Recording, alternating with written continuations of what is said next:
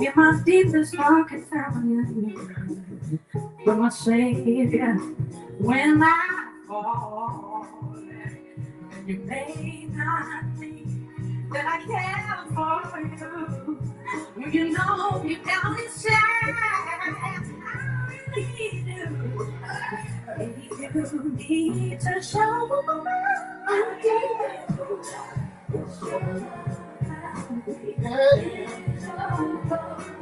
I really need somebody.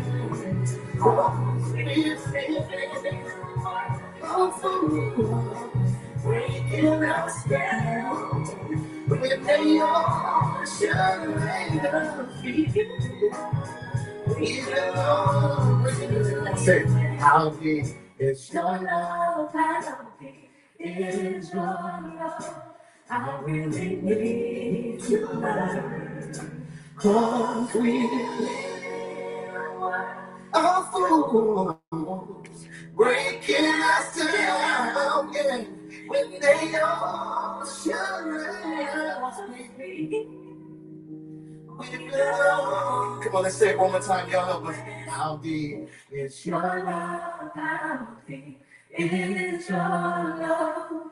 I really need to learn, 'cause we're living our fools, breaking us down when they all should let us be. We belong to you and one time for yellow.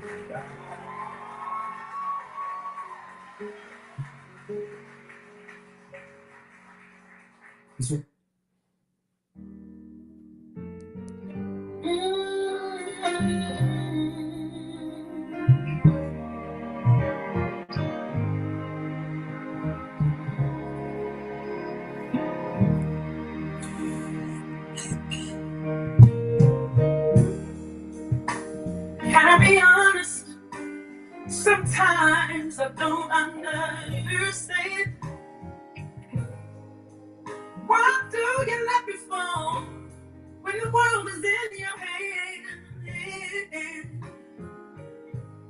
You can stop it all if you wanted to, or you don't, you just let it go through. But I know you never let it kill me, only make me strong. I know that it's all for a purpose. I know it will all be worth it. Oh, I just gotta keep on, just gotta keep believing. And I have to know it's in His way.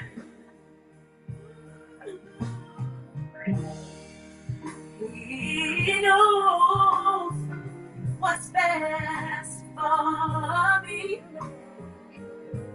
so I can't get distracted by what I see. So forget about the problems you're in, because the hour you're working on it. So I tell you to trust Him right where you are. I know that it's all. Yes, I know. So that's for a purpose. I know. It won't be. Yeah, I gotta keep on, keep on keeping on. I have no one His way. It's all in His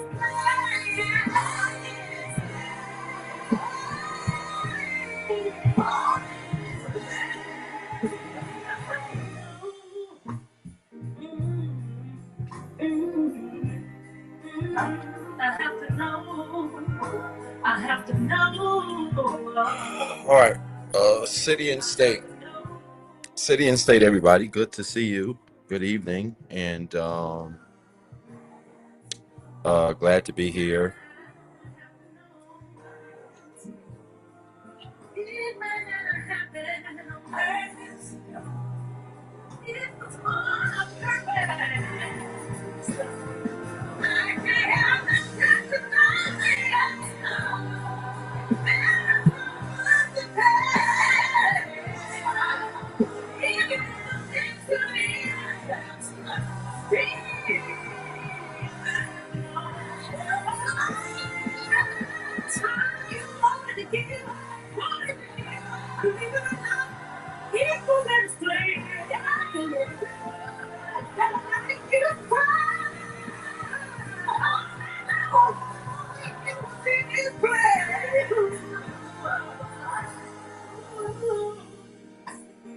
I just have to keep on believing, and I have to know it's in His grace.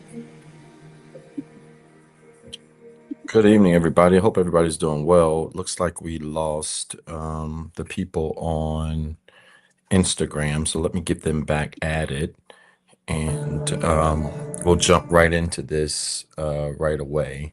I am, as you can see, running in from practice, and glad to be here tonight, but wouldn't dare miss tonight. So those of you that are new, that are not used to us running a little behind, welcome. This isn't anything abnormal, considering my schedule. So I appreciate your patience, those of you that are not new to this. Those of you that are new to this, welcome. And thank you so much for tuning in. I saw Naomi's post about fresh from practice, so she knows the drill. And really appreciate you putting that out there for the newbies. My playlist, very diverse. I'm a former musician, so some of you don't know that. A lot of you don't know that. I play about 9 instruments, and so I enjoy a lot of music. And so I was just kind of all over the place. Now, I wanted to play some quartet. Now, y'all not really ready for that. I wanted to hit y'all with some quartet tonight. But I may save that for another live. I don't know if y'all ready for my quartet. You got to be a country boy to understand quartet. That was all in this plan by Leandria Johnson, Mary, and PJ Morton. And so, yeah, I don't know what happened to the IG folks, but welcome back. All right, let me know. Yeah, they don't know nothing about no quartet. Not at all. Quartet be going hard. I got a song, one of my favorite songs. Where is it? I'm gonna give y'all 20 seconds of one of my favorite quartet songs. And yeah, you can tell I am a little tired, but it's life. That means it's gonna be a good live. Let me give y'all 20 seconds of one of my favorite quartet songs, and it comes out the gate slamming. Watch this.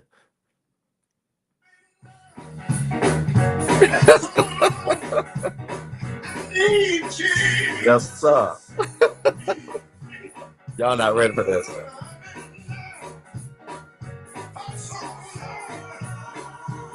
Yes, sir. I'm from the country. Y'all don't know nothing about this right here.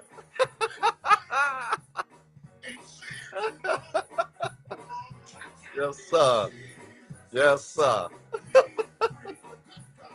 Y'all don't know nothing about that right there. So I'm gonna spare y'all the concert tonight. We might do a concert another time. But you gotta have balance. You absolutely have balance. Need to have balance. All right, y'all, real quick. City, state, if you're from America, or country, if you are not, let me know where you're tuned in from. And I am good to go. I had to get my notes and things together. I've been, like I said, everywhere today. A lot of calls this week. A lot working on a lot of different things as well. Getting ready for Phoenix. And so let me know where you're tuned in from. City, state, if you're from America, and country if you're not from America. And let's get into it, okay? This is going to be good. And I'm excited to be here. All right, city, state, country, where you're tuned in from. And let's roll tonight. This is going to be fun. I'm excited to be here and grateful for all of you. All right, city, state, country. Let's see. Fort Worth, Georgia, Atlanta, Danville. Thank you so much. Thank you. I love my shirt. New York, Hawthorne, California, Palm Beach, Tucson, Arizona. Do you have a ticket to Phoenix? I need you to be there. If you are in Tucson, Arizona, you need to have a ticket to the show in Phoenix. Where are you? Hatboro, Jacksonville, Florida, Nashville, Tennessee. Thank you. Hey, Caitlin, Charlotte, North Carolina, Winston, Birmingham, Atlanta, Charlotte again, Oakland. Thank you. Raleigh. Thank you. Wisconsin, Las Vegas. Hey, shout your city and state, and then go ahead and tag someone, share the video. All right. Ohio, San Diego, California, Lufkin, Texas, Metro Detroit. Thank you so much. Baltimore, Australia, Houston. Lord Jesus, we got a lot of newbies tonight that are complaining about the time. Lord bless y'all heart. Indianapolis, Indiana, Denver, thank you. Dallas, St. Louis, Missouri, Alameda, California, Dallas, Texas. All right, Oregon, Georgia, Covington, Georgia, Queens, New York, York, Pennsylvania, Fayetteville, Covington again. Wow, DC, Dallas. All of this tonight. This is good. Wow, Chesapeake. Okay. Thank you so much. Y'all are really in the house tonight. We're a little bit of everywhere tonight. Everybody's from America. Nobody out of the country tonight. I'm shocked. Um, St. Louis. Okay, first time tuning in. Thank you so much, first timers. Certainly shout out to you all. Greensboro. Thank you so much. Atlanta. And Maryland, Okinawa, Japan. There we go. Miami, South Carolina, New Jersey, Jersey City. All right, this is good. This is going to be fun. Toronto, Canada. I think I saw that once or twice too. Just so many things flying my way. Let's get into it. Good. All right, Trinidad and Tobago. Always, you guys are always tuned in on Thursdays. New Orleans, Chattanooga. Appreciate all of you. Alberta, thank you. I don't know how to pronounce that. Somewhere, Fluggerville, Texas, I'm assuming. Thank you so much. Hey, Lynchburg, appreciate you. NOLA. All right, let's get into it tonight. I'm excited to be here. And let's not waste any more time. I can certainly do some announcements and things like that later. Support the show. The ways to support the show should be on the screen. And I want you to support the show tonight. You know how this goes. If you do not support the show, we're not going to leave this up. Let me first of all shout out all of my subscribers. Kudos to you. Thank you so much for your support. We're in the middle of an amazing series, in a February series, and those of you that have subscribed on IG or Patreon. Thank you so much for your support. Some of y'all like this shirt, don't you? I mean it. I believe in balance. If you've listened to any of my shows and talks, you know that I am a big advocate of balance. Take the church, temple, mosque, etc. For example, we absolutely encourage people to get married. We don't teach them how to stay married. And this is why I believe the divorce rate is just as high in churches, temples, mosques, whatever, synagogues, as they are for people that don't engage in that space. And so it's wild to me how we don't understand things like this. And so, yeah, this is just who I am, balanced. The reality is, you can have a spiritual foundation and you can still be a fun person. And if that shirt bothers you, trust me, the one I want to wear would kill you. So yeah, this is how you not only get married, this is how you stay married. And so that's what we teach here, and that's what the shirt is about. But yeah, just, that's what it is. All right. So I want you to do me a favor. like the video, share the video, and subscribers, thank you. Also, the ways to support the show should be on the screen. Let me shout out all of my moderators. Thank you so much, moderators. They will monitor the chat area to make sure that everything is on the up and up. And the reality is, we may have some scavengers tonight. I got some of y'all a little pissed off Tuesday, didn't I? I told you this is why I don't talk about spiritual things to non-spiritual people, because half of you don't even have the spiritual foundation to understand the stuff that I talk about. Man, woman, showwoman, I don't care what you are. Half of you don't have the spiritual foundation to understand the stuff that I talk about, especially things like relationships and submission and forgiveness and faithfulness, order. You guys are lost. Many of you are lost. And Tuesday's video absolutely proved it to the core. And it did what it was supposed to do. And if you thought that version was mad, I should have uploaded the unedited version. Okay, so if Tuesday bothered you, you're gonna have a problem tonight too. This is the reality of the matter is, you're gonna have a problem with tonight if Tuesday bothered you, because we're really gonna deal with something that needs to be dealt with, and that is the difference between a reaction and a response. And many of you don't understand the difference between the two because you're not operating from a healed place, and that's just the bottom line. You're not operating from a healed place, and because you're not operating from a healed place, then you struggle. You struggle with people looking you in the face and telling you what the truth is. There's truly levels to this healing work. And some of you need to stay with your therapists and counselors who let you talk all day about all your problems, use words like trigger, narcissist, and manipulate and gaslight over and over and over again out of context, and just pay them money so that you can stay the same for the next 10 years. When you're ready to change, come over to death row.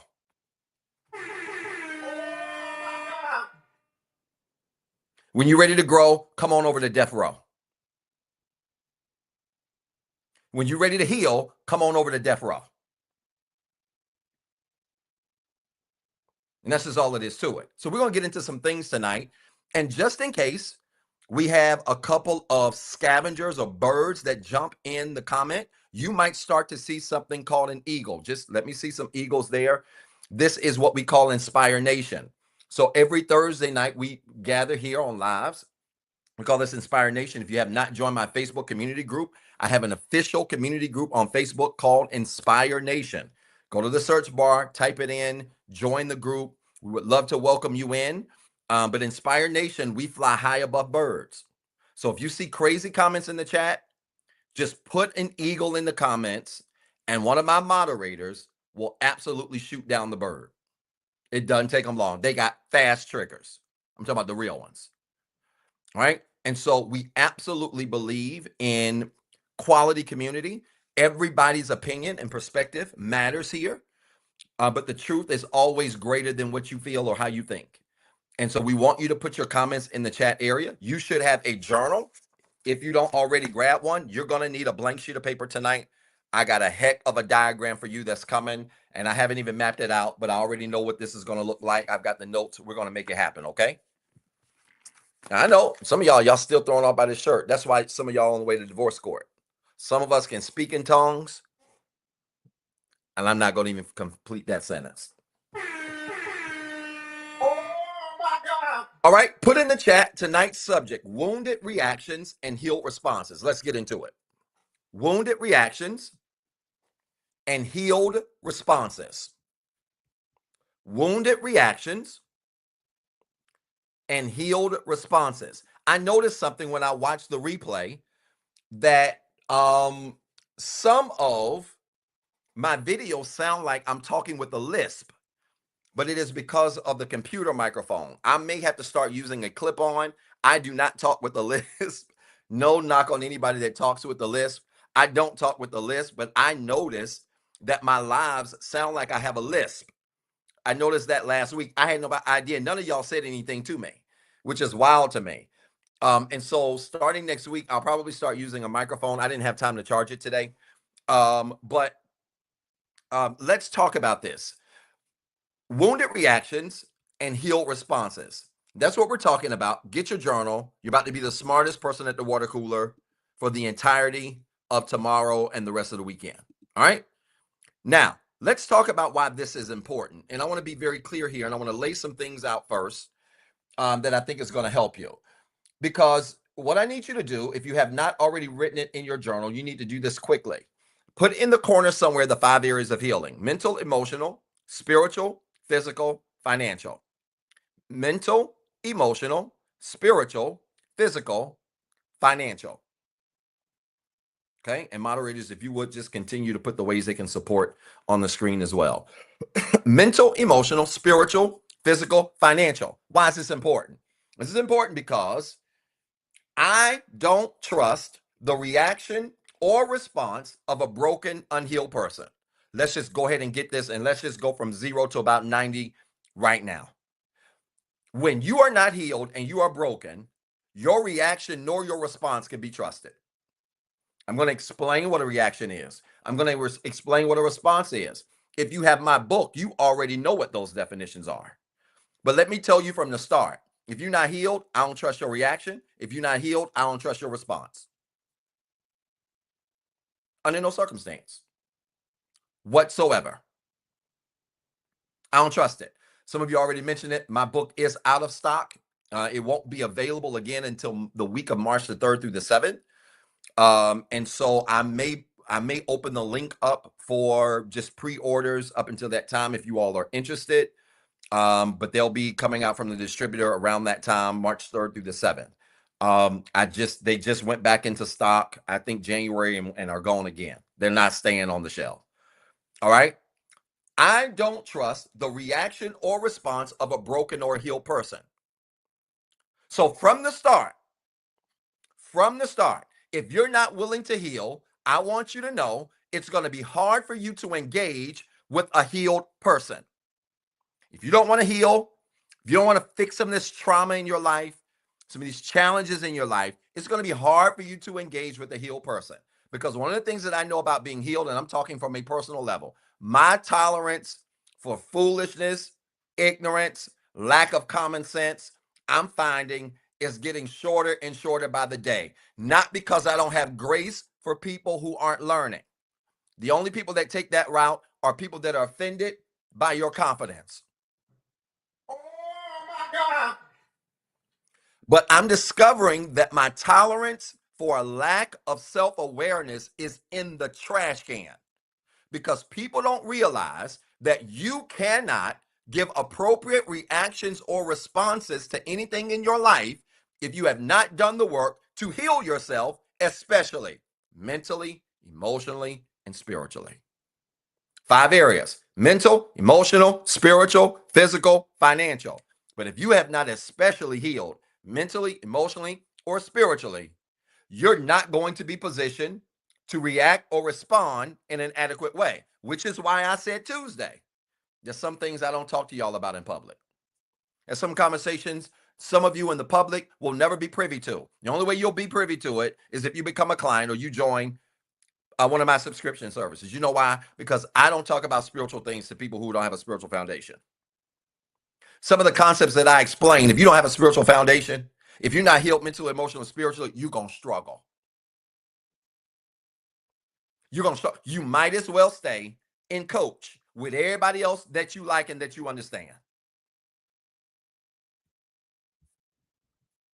And I know this hurts some of y'all because you're used to being handled with a soft glove. This not that place.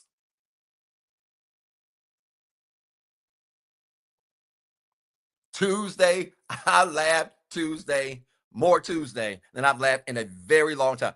People literally were writing mini dissertations on my video, creating narratives because they didn't understand simple principles. I mean, it was enough to make you gag. You know why? Because everybody want to be understood and heard, but people don't want to do the work to be understood and heard. Oh my God. And the easiest way to be understood and heard is to heal. If not, your conversations, your conversation topics, and the people in which you can engage with will be limited. It's that simple. All right. So at the end of the day, I don't trust reactions or responses that come from broken, unhealed people. You have to do the work.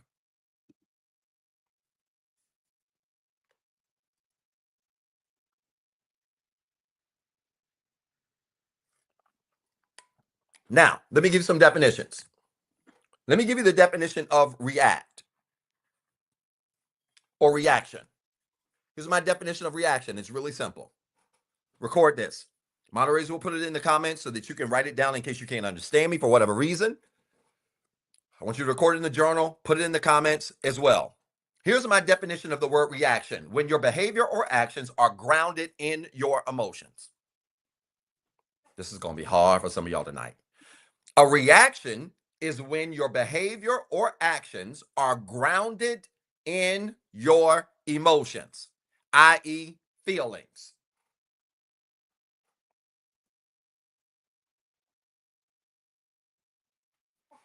When your behavior or actions are grounded in your emotions or feelings, you are reacting.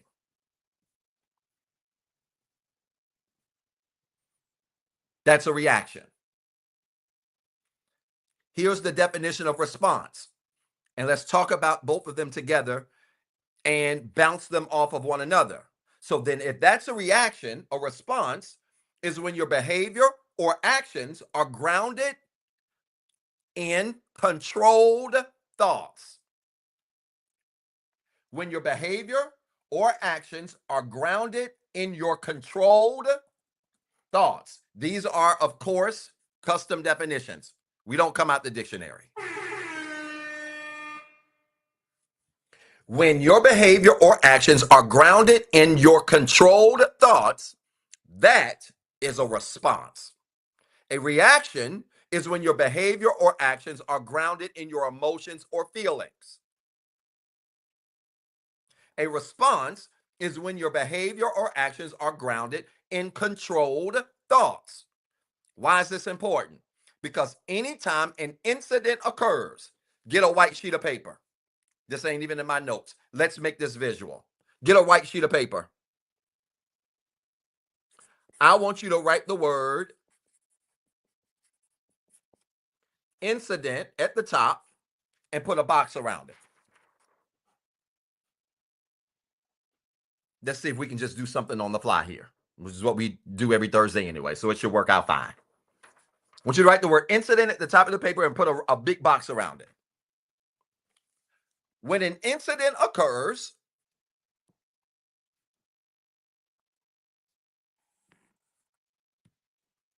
you have to make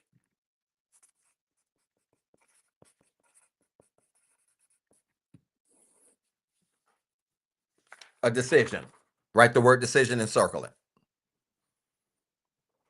Let me just show y'all how simple this is to understand. When an incident occurs, you have to write or make a decision. Okay? You have to make a decision. What's that decision? What choices do you have? Simple. I want you to draw 2 lines from that decision circle. It don't get no plainer than this. I teach this to little kids. Okay? Don't get no plainer than this. You have to make a decision. You got 1 or 2 choices.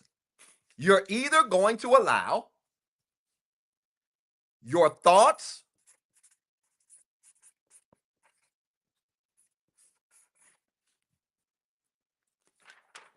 to control your behavior. Incident occurs, you have to make a decision. You're either going to allow your thoughts to control your behavior, or you should already know the other answer. You're going to allow your emotions to control your behavior. When your thoughts control your behavior and those thoughts are under control, that's important. I ain't talking about random thoughts. I'm talking about thoughts that you are controlling, which is why things like prayer, meditation, journaling, etc., learning how to be mindful, stay present in the moment, Be present in the present. That's why those things are important, because it helps you to control these. When you make a decision with your thoughts leading and those thoughts are under control, you are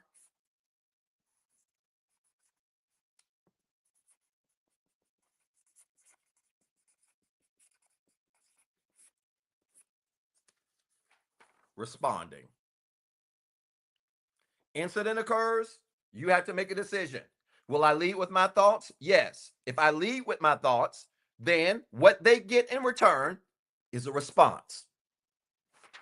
Let's just take that from responding to just response. Y'all understand it. Response. It don't get no plainer than this. Doc, why are you teaching analogies? Because you have to bring things down to a first or second grade level so people really get it. It's not rocket science. You get a response. When an incident occurs and you have to make a decision and you choose to lead with your emotions, not lead with your thoughts, but lead with your emotions, you are providing a reaction.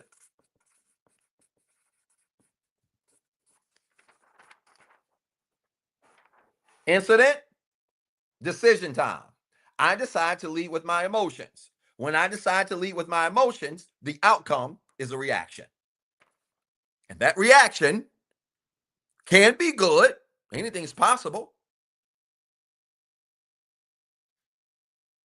But most times, that reaction is going to be shaky at best. Particularly when the incident is, say, a matter of the heart,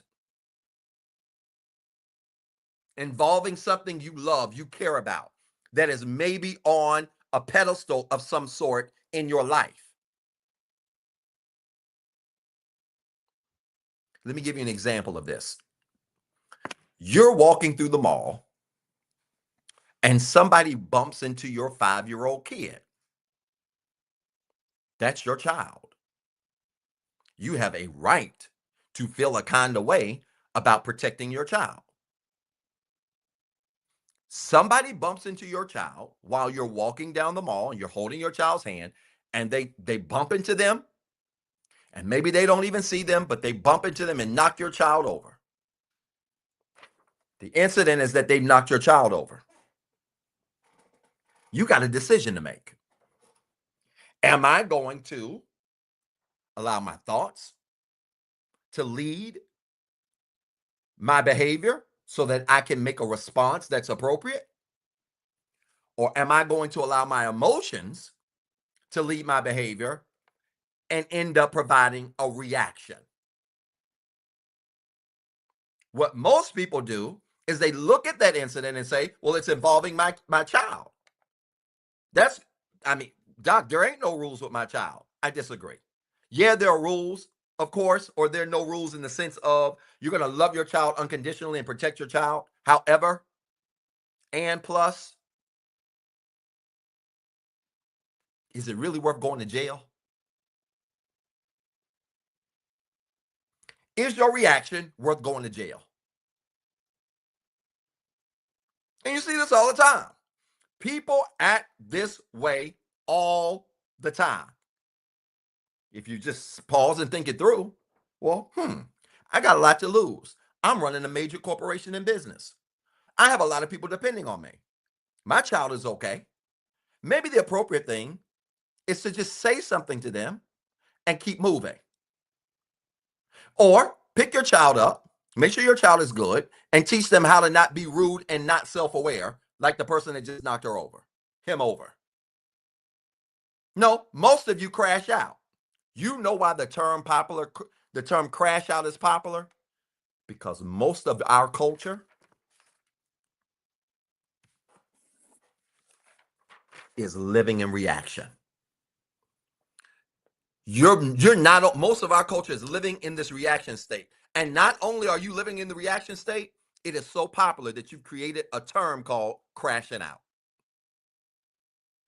Ain't that something? That we have become so comfortable with reacting that we coined a term called crash out. And we actually think it's cool. No, sis, bruh. It's just as ignorant as you are.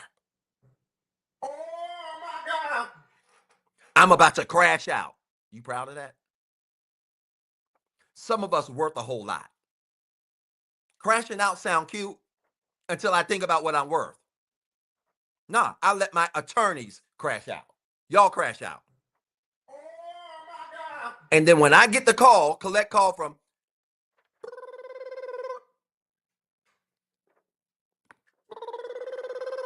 hello?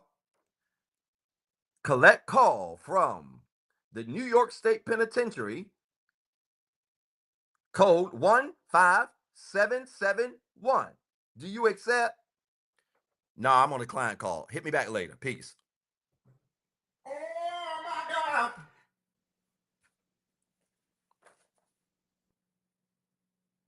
Because we made it sexy to crash out. Ain't nothing sexy about crashing out. Nothing. But look at some of these ignorant comments on some of these social media posts, include mine. People think you actually get brownie points for crashing out. No, you're just a reactionary person who's led by their emotions, who makes poor decisions. That's all you are. Hey, do me a favor. We say no to everything else. I want you to put in the comments real quick, say no to crashing out. Come on, hurry up. You can do it. Say no to crashing out.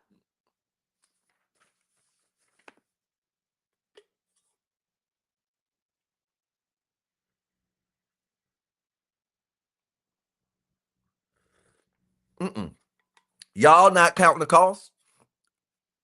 You just reacting. And then you set up a GoFundMe page for people to help bail you out and get your legal fees. No, why don't you allow some controlled thoughts to lead your decision making so that you can give a response?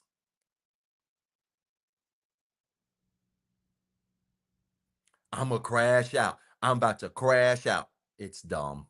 It is a reflection of how low emotional maturity, how low the emotional maturity level in general is of our culture. Y'all can't control your emotions to save your life. And let me tell you something. I don't trust nobody who cannot control their emotions. Nobody. Now, there's a level for crashing out. It's called coach. Just ride in the back of the plane with all the rest of the people that crash out. But up here in first class, I like to pull the curtain. I don't even want that up here where I'm at. Oh my God. Oh, I got a better one than that. Go fly on one of those other airlines like Soul Plane. Go get on one of them and y'all can all crash out together.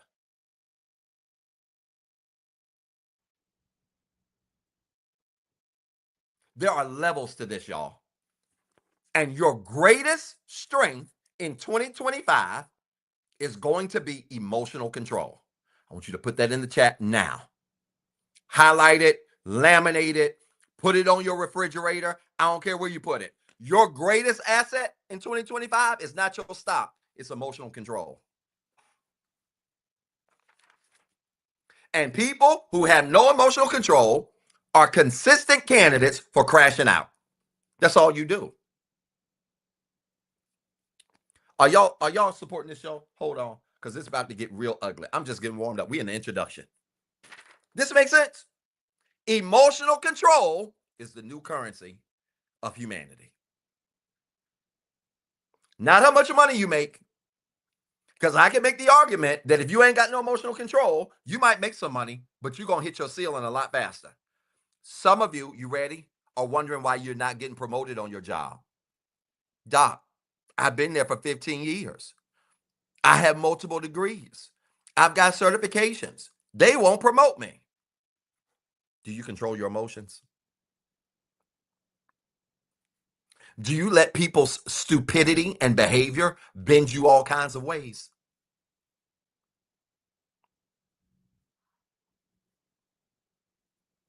Some of you ain't getting promoted because you got everything but self-control, emotional control. And I'm telling you now, emotional control is your greatest currency in 2025. If you don't believe it, just read the comments.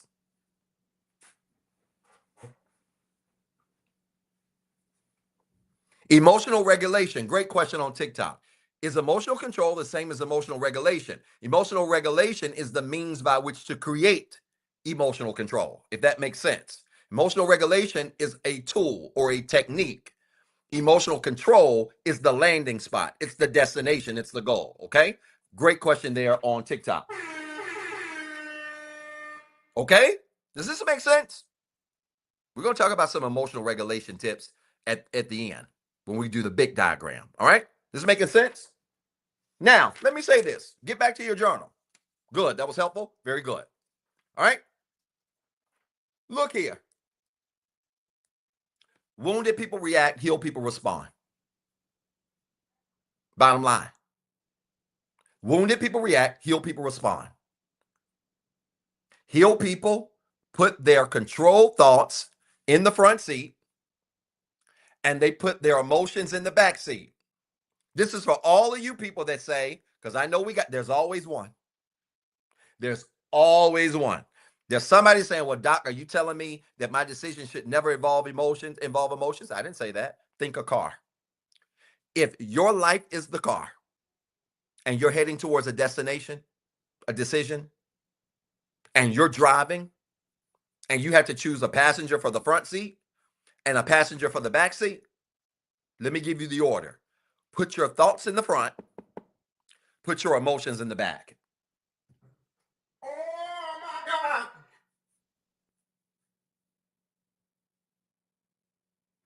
Do not put your emotions in the front seat and your thoughts in the back seat. This is a visual for y'all. You drive, the car's your life, put your thoughts next to you, put your emotions behind you.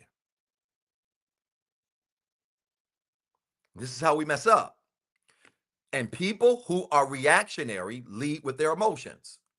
People who lead in response or operate by response operate by controlled thoughts first. They allow their thoughts to drive their emotions and not their emotions driving their thoughts. The way I put it in the book is simple. Your thoughts should tell your emotions how to think, and your emotions shouldn't tell your thoughts. Your thoughts should tell your emotions how to feel, and your feelings should not tell your thoughts how to think. I want you to write that down. Your thoughts should tell your emotions how to feel, and your feelings should not tell your thoughts how to think. Because when your feelings tell your thoughts how to think, you will react every time. When your thoughts tell your feelings how to feel, you will respond. I feel like this is too much. Y'all keeping up? I don't see a lot of notes, a lot of churches, none of that.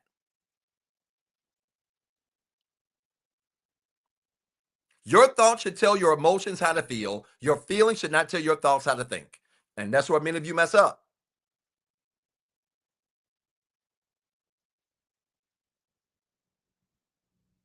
Is this making sense? There are some churches. Here we go. Now y'all coming in. Y'all liking the video, share the video. We're up to about 2, 4, 6. We're up to about 700 viewers. Let's get this up to 1,000 tonight. Is it making sense? Let's go deeper. Like the video, share the video. Let's go deeper. Wounded people, put this in your journal. I got a ton of notes here tonight. I'm going to get through all of it. Wounded people with poor self-awareness have no emotional control. This is about to get bad. Wounded people with no self-awareness also don't have any emotional self-control. Wounded people with poor self-awareness have no emotional control, which means if you don't have self-awareness, what is self-awareness? Hey, y'all, we're on tour. Phoenix, Arizona. If you're in Arizona, if you're near Arizona, March the 8th, I need you to get tickets now. I'm going to be in Phoenix, and I want to see you. All right? It's called the self-awareness tour. Why? Because what is self-awareness? It is when we operate from a place where we are honest about who we are, where we are, and what we're doing. And if you're not honest about who you are, where you are, and what you're doing, In other words, you have no self-awareness, you won't have any proper emotional control. And some of you don't have emotional control because you really operate from a completely blind spot when it comes to how you carry yourself. It's that simple. Some of you saw the picture that I posted. What's the day? Thursday, yesterday. That picture was back from 2020, one of the worst years of my life. I was operating in a space that I'd never operated in before. I had hit a low that I'd never been in before, and it took me about a year, a little over a year, to just start to get out of that low. But let me tell you one thing that helped me get out: self-awareness. You know why? Because when you fix your honesty about who you are, where you are, and what you're doing, then you can come out of stuff like poor emotional control.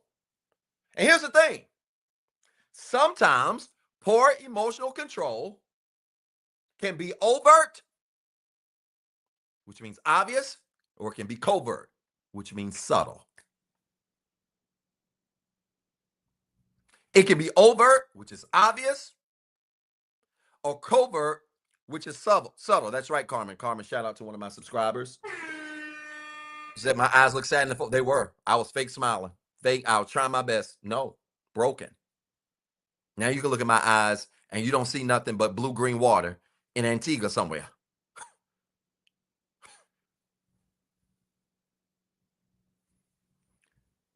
Low emotional control or poor emotional control can be overt, obvious, or covert, subtle. We know what obvious poor emotional control looks like. Let me explain. Obvious poor emotional control would look like a person crashing out. We've already talked about that, right? A person crashing out would be an example of overt emotional control. Knocking over stuff, whatever, cussing you out, da da da da da da da.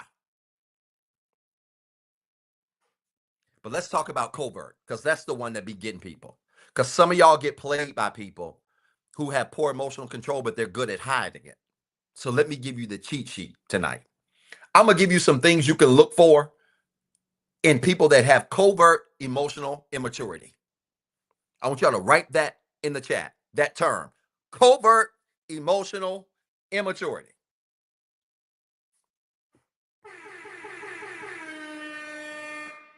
I'm mad. Somebody said they just left Antigua, and I am really jealous.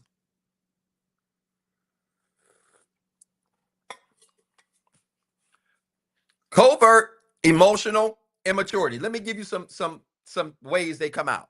Here's the biggest one: passive aggressive behavior. People who are passive aggressive, who can't just say how they feel, but instead of just saying how they feel and speaking how they feel and being able to do it in a mature way, get quiet, start pitching silent fits, go silent, don't have nothing to say. You ask them what's wrong, they say nothing, but they clearly frowned up, or they throw off, or they're real petty. Passive aggressive behavior, great sign of poor emotional control. Great sign of covert emotional immaturity. They're doing everything they can to conceal it.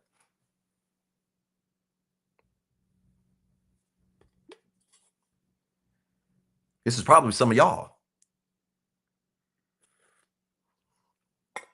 And see, it takes courage to be on a live like this and be like, dog, doc, you got me. But listen, that's where growth is. That's exactly where growth is.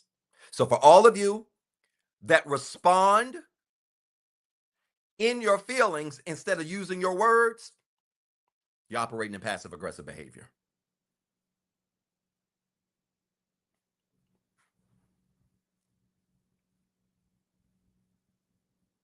This making sense? Y'all support the show? Let me give you another sign of it. Oh, this is a big one. Another sign or symptom of covert emotional immaturity, what I call narrative creation. Oh, God. Doc, what is narrative creation? Y'all put that in the chat. Narrative creation. You know what narrative creation is? When you're in the middle of a situation, argument, disagreement, conversation, situation with the person, and instead of you taking things for what they are, you attempt to create a narrative that best suits your dysfunction. And y'all are good at this on social media. You walk right into this, especially Tuesday, because you didn't like what I said about 50-50 because you don't have no spiritual foundation. And because you wanted me to talk about postpartum in my recap video that was designed to highlight healed men, you thought I missed it. So you created a narrative on my page instead of just creating your own video. And that's because you have covert emotional immaturity.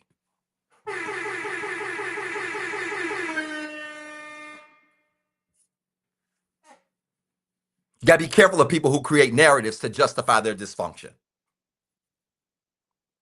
Be very careful of people who create narratives to justify their foolishness. That's called narrative creation in order to pacify how you feel. But how you feel will fool you, turn around and make a fool out of you, like it did Tuesday.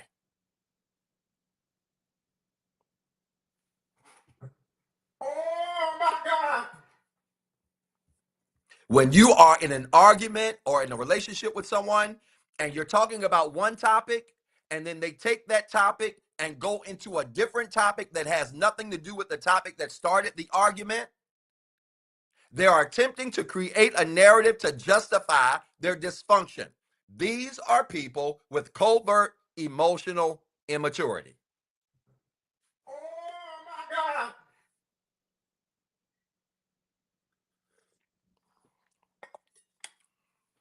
Let me give you another sign. I'm going to give you a third one. I'm going to move right on. Let me give you a third sign of this. You ready? A third sign of what I call covert emotional immaturity: an unhealthy relationship with facts. Oh my God. An unhealthy relationship with facts. You want to know if somebody has poor emotional maturity and they're trying to hide it? How do they respond to facts? Some of y'all hate facts. You know why? Because you operating in my truth. Like you got truth trademarked. You don't own truth. Truth is objective. It's greater than you. And this is for all of you my truth people who will ignore real facts because you create your own and then call it your truth. But your truth is just a made up lie. Oh my God. Doc, why are you talking like this? Because this is how my clients get results. We cut to the chase. Met with, had a lot, I had maybe like 7 or 8 new clients this week. No, I had like 9 or 10. This was a wild week. 9 or 10 new clients this week that started on the books. One of them said, Doc, I got a 5-packet session. And in this first session, we have covered more in this first session than we have the last 6 years of my therapy. I know. Because you're not about to get on my calls with your truth. I don't care about your truth. It's nice. I'll listen. But your truth ain't fixed you yet, has it? So instead of trying your truth, why don't you try the truth? And maybe the truth might set you free. Oh my God. Some of y'all ain't healed because you're too busy living in your truth. I'm going to say that loud, and you need to put that in the comments now. Some of you, some of your family members, not healed because all they do is live in their truth. That's the problem.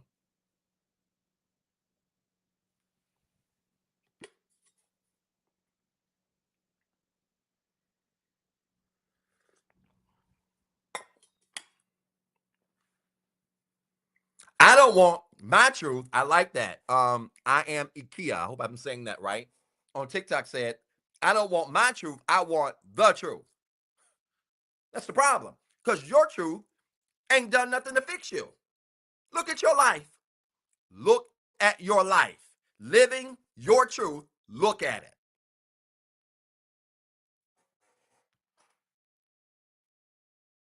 Look at your life living your truth and tell me how successful you've been. How successful have you been living your truth? It ain't worked, has it?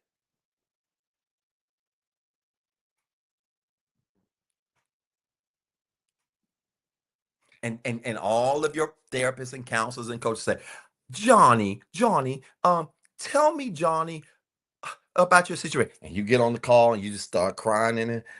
And they say, oh, I understand. You're just in your truth. Get one, become one with your truth. It's all right. It's okay. Become one with your truth. Because when you become one with your truth, then you begin to feel the earth and you become grounded with the earth through your truth. And it makes things feel so much better. It's a fluffy lie.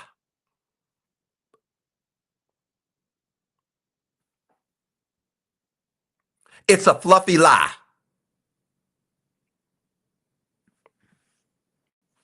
Because if your truth was that solid, you'd be healed, wouldn't you? If your truth was that solid, you wouldn't have as much anxiety as you have, would you?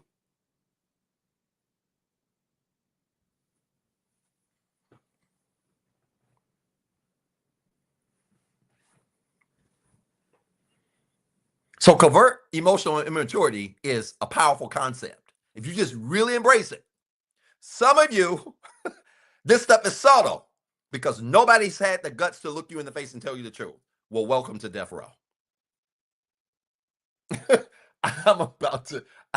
I need a T-shirt that says "Welcome to Death Row," and it's coming. Welcome to Death Row. Because your ego has to die if you want to heal. Put it in the chat in all capital letters. If y'all don't support this show on my kids, this live coming down. Your ego has to die in order for you to heal. This is why many of your husbands ain't healing.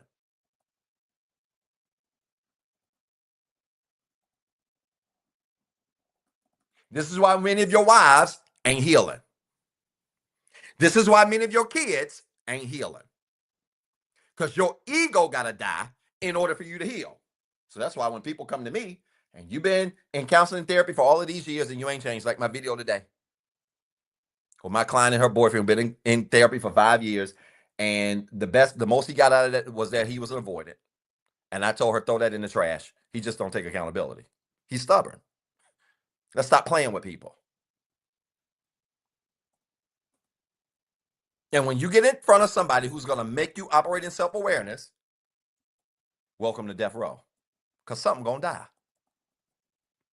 Your ego, your pride, something is going to die. And the only way you can heal is if something dies. And this is really a greater spiritual principle that I could literally take y'all to real church if I had 45 seconds. You want to hear it? In order for you to heal, something has to die. Christians, come here. The only way you can say you saved is somebody had to die. Do you see the correlation? Do you see the correlation? That a savior had to die so you could live? It ain't no difference in your healing journey. If you want to heal, your ego, something, your pride, something has to die.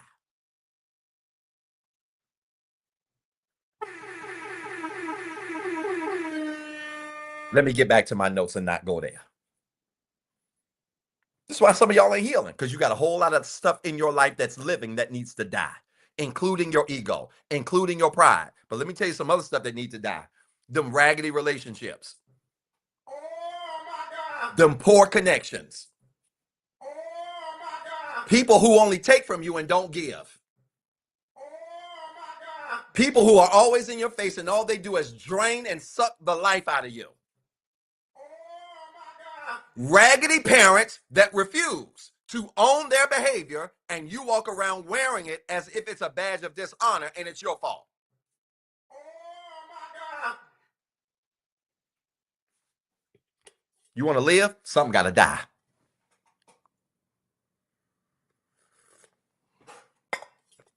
Y'all like the video? We are almost 270.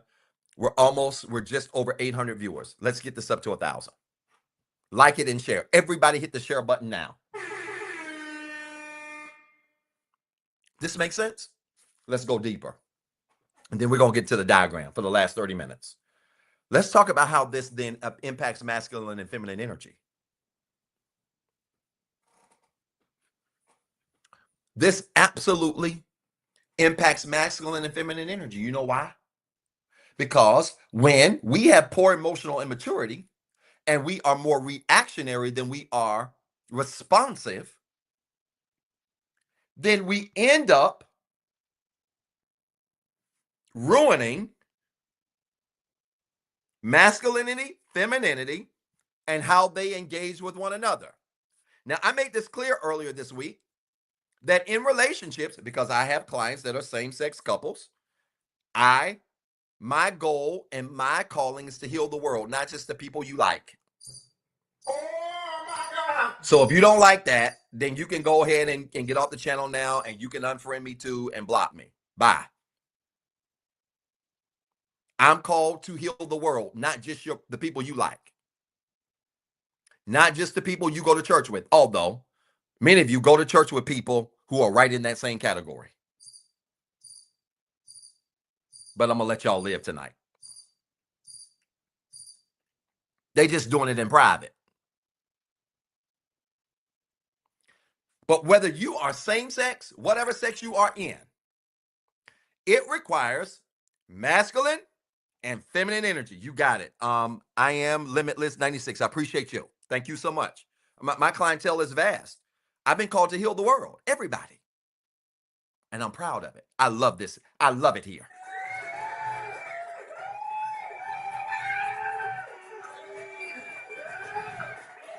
In a relationship, you got to have masculine and feminine energy. And let me tell you something. You ready? I want you to record this. Wounded boys and girls will create dysfunctional men and women. Wounded boys and girls, let's change that will to can. Wounded boys and girls can create dysfunctional men and women. And this is why you have to absolutely get healed from some of this childhood caregiver dysfunction that many of you have. Because you know what? Caregiver dysfunction, meaning the dysfunction that you picked up as a child from those people that are responsible for raising you and rearing you the same way or the same place where you get your attachment style. Dysfunctional caregiver relationships and connections have two implications on the opposite sex. I want y'all to catch this. I'm about to really take y'all to death row. Doc, you mean to tell me you about to go lower than where you went? Yeah, some of y'all go low, I go to hell. You ready? Caregiver dysfunction has two implications on the masculine and feminine energies, or men and women. You ready? Absent fathers and imbalanced mothers create sassy men. This is about to get bad. I'm giving you two implications. Number one, absent fathers and imbalanced mothers. What do I mean by imbalanced mothers? Mothers that are not mentally and emotionally stable, which is why if you're not mentally and emotionally stable, you don't need to have babies. I'm talking to men and women. Sit that out. Client asked me a few months ago, Doc, have you ever thought about running for office? No, because my laws would be crazy. Y'all think Trump doing something? I would pass a law that you would have to pass an emotional maturity test that I would create before you could even have sexual relations. You know why? Because absent fathers and imbalanced mothers create sassy men. What are sassy men? Men that are led by their emotion. Ladies, why do you like the masculine energy?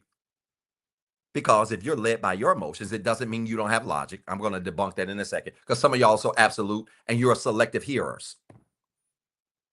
You're selective listeners, rather. Just because a man is led by his logic or supposed to be led by his logic doesn't mean he doesn't have emotions. And just because a woman is led by her emotions doesn't mean she doesn't have logic. That's for all of you absolute people that don't listen. But ask a woman who is led in her feminine energy, or a person who is led in their feminine energy, they don't want a masculine energy leading in their emotions. And this is why we got so many sassy men. You know why? Because their fathers weren't present and their mothers were imbalanced.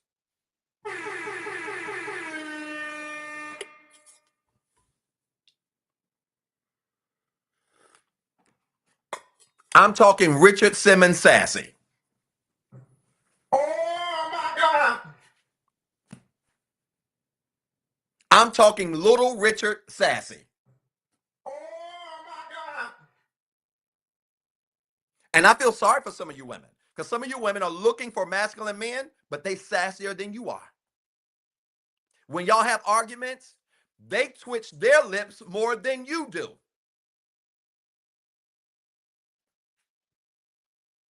You know why? Because their daddies weren't around and their mamas were forced to be men and women, but it made them mentally and emotionally imbalanced if they didn't regulate their own caregiver wounds, and they create sassy men. Y'all don't like this, do you? I'm just getting warmed up. We ain't even got to the good part yet.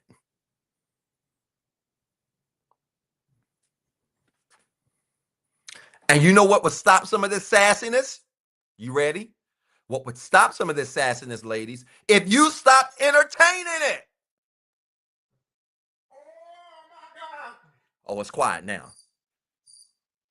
Because y'all entertain it. As long as he cute. He can be, Doc, I had a client tell me one time, Doc, he can be a little sassy as long as he cute and he got some money. Y'all are really on that tip. J.K. Johnson, I'm coming. Hold tight. You already see where I'm going. You already see where I'm going. Yeah, I had a client ask me that. Well, Doc, as long as he got a little bit of money, he cute, he take care of himself, got a good job and career. And a lot of y'all do that. You don't care if he's sassy, classy, or anything else. You just want a man.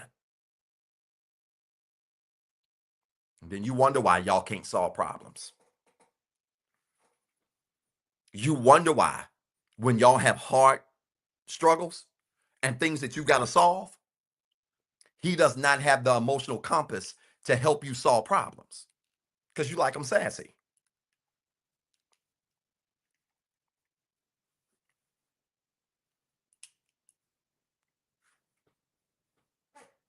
So caregiver dysfunction has two implications. Absent fathers and imbalanced mothers create sassy men who are led by emotion. Here's the second one. You ready? Here's the second one. Poor fathers and hard mothers create masculine women. This is about to get ugly. Oh my God. Poor fathers and hard mothers create masculine women. A bunch of women who love to be confrontational, who can't control their emotions, who are quick to go from 0 to 100, who have no emotional maturity or control, who listen with their feelings and not their logic, and who are as hard as this table right here. And let me help you. To a healed man, ain't nothing sexy about a hard woman. Oh my God. Soft, by the way.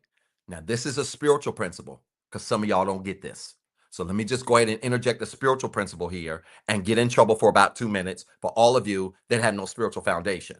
FYI, soft does not mean weak, just like submit does not mean get dominated. I'm not going to give y'all a spiritual lesson tonight because most of you can't handle this. Soft don't mean weak. Soft, in the context of feminine energy, particularly from a healed perspective, means relaxed, open, expressive.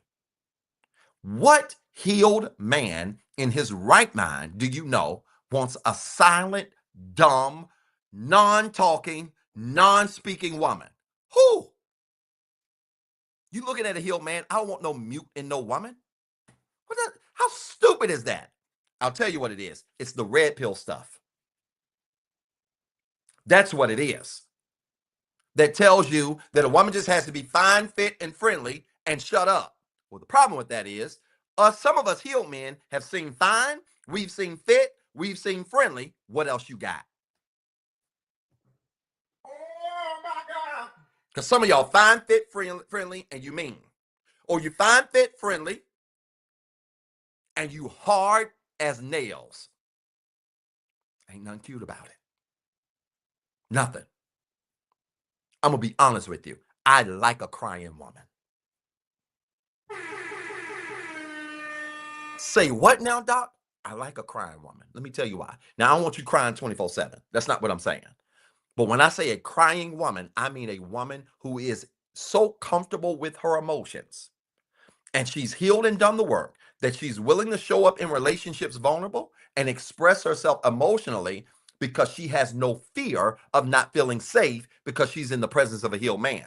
A woman who feels safe, who has done the work, will be soft enough to express her emotions, vulnerable enough to cry, because she knows if she falls, you're going to catch her. Oh my God.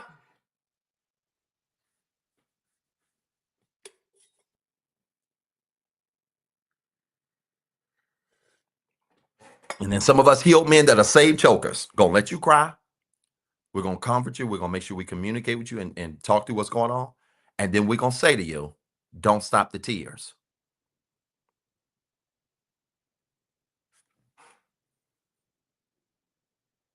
I want you to keep crying, but in a different way.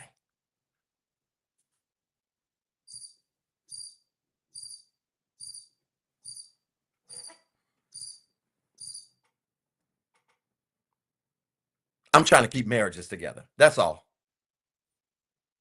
I'm trying to keep marriages together. And if your church taught this, I wouldn't have to teach it.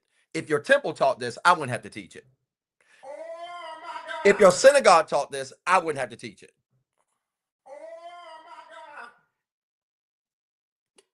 Look at y'all. And ladies, when he does that, what's the response going to be?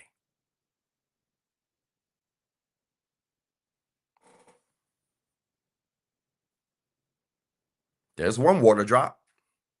There's another water drop.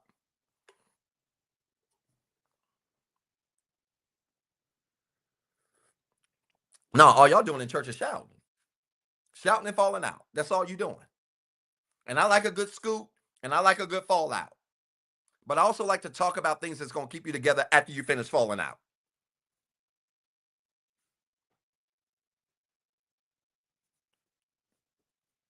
So those are two implications of people. Those are two implications on masculine and feminine energy when it comes to poor emotional control. You have poor fathers and hard mothers that create masculine women. And some of you women are hard as nails. And you're going to have to heal so that you can be soft and vulnerable, but then also connect with men that are healed where you feel safe enough to be open. And listen, let me say this.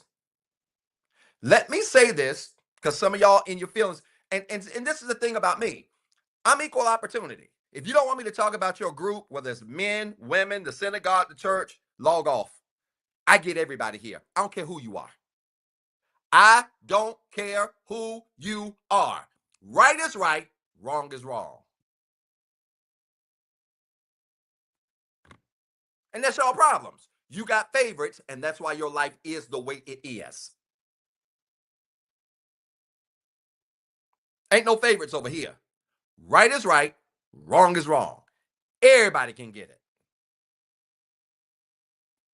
The reality is, we see so much relational imbalance because people have not healed from their caregiver dysfunction.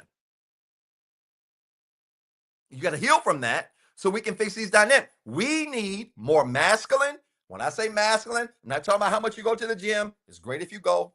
You need to go, fellas. I'm not talking about how much you go to the gym, how much weight you can lift. I'm not talking about that. I'm talking about mental, emotional, and spiritual stability.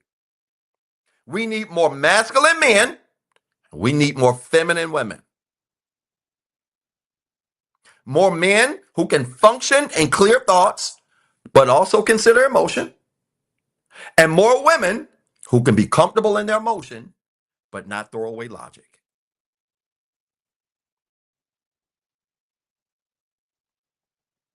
Some of y'all women, your feet are harder than mine.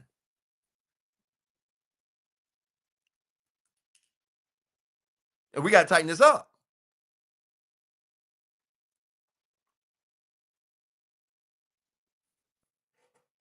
That's a good question. Is being evasive and calling peace covert? Covert? Absolutely. It is. It's another form of passive aggressive behavior.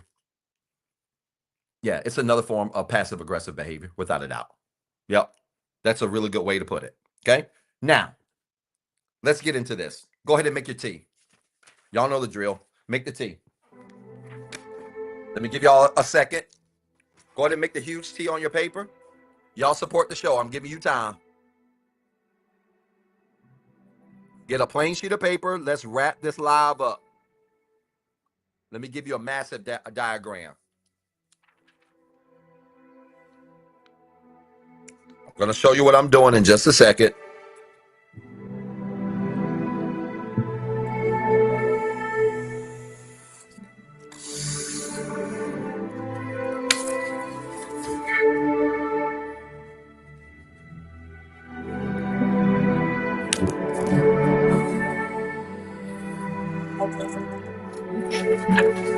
Go ahead and make you a tea that looks like this. Okay? Go ahead and make you a tea that looks like this.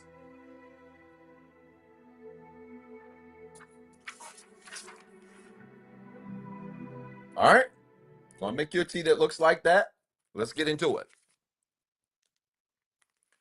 Y'all support the show. Some of y'all saying, Doc, please replay it. Support it. We are up to 800 and about 15 viewers. Need to get this up to 1,000. Right now, I'm only live publicly one night a week. My goal in a couple of months is to go live maybe 2 times a week for the public.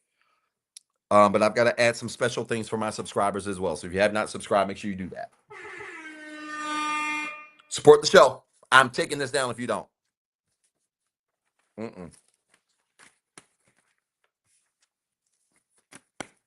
All right. On the left side, I want you to write the word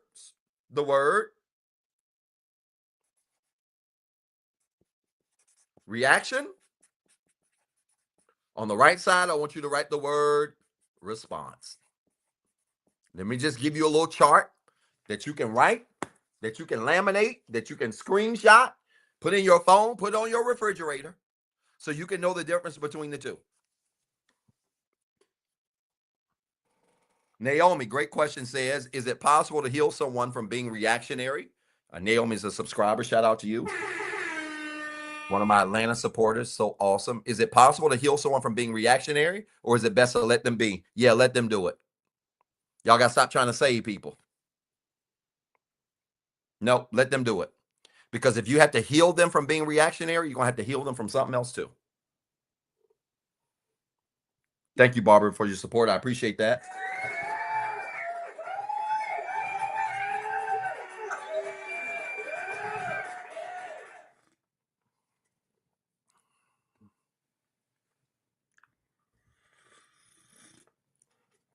Let's talk about some things that happen when you react, some things that happen when you respond. And just go ahead and write under reaction, put in parentheses, under reaction, put in parentheses the word react. Under response, put in parentheses the word respond. Okay? React, respond. Let's talk about some things that happen when you do both of this.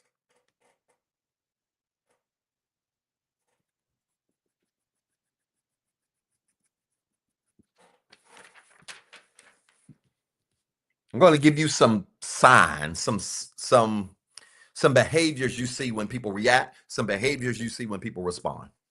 You ready?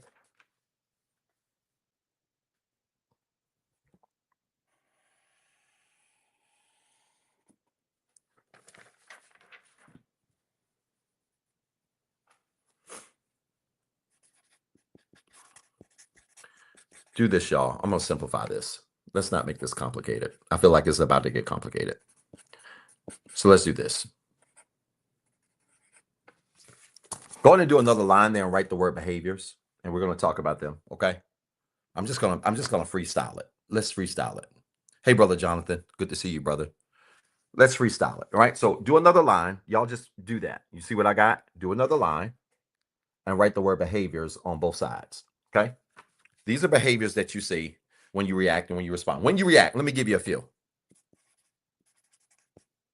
One, uncontrolled thoughts. People who are reactionary cannot control their thoughts.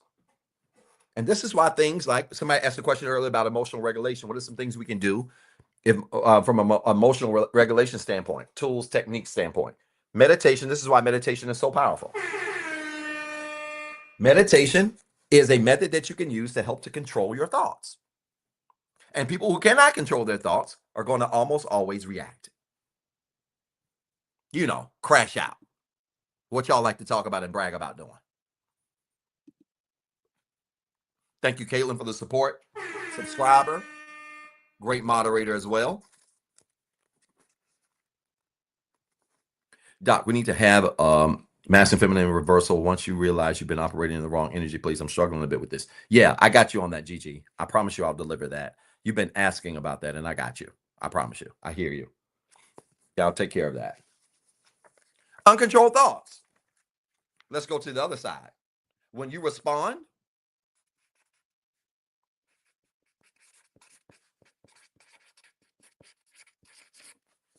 self-control. You want to know if you're operating in a responsive way versus reactionary? When you're functioning in self-control. You don't let people determine your mood. You don't let people determine your thoughts. You don't let people determine how you're going to respond. You don't let people rush you into responding. I'm going to talk about that in a little bit. You don't let people rush you into responding. You take your time and pick and choose what you're going to respond to and what you're not.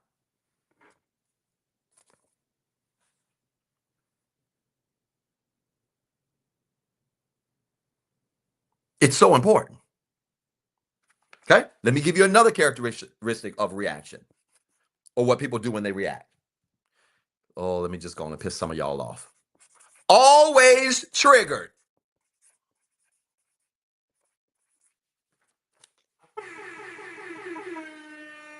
Show me someone who always talking about how they got triggered, and I'll show you somebody who just reactionary. That's all.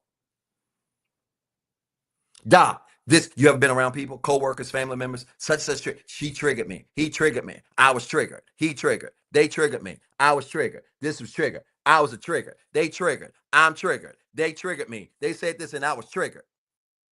All they're saying to you is they just leading in their emotions.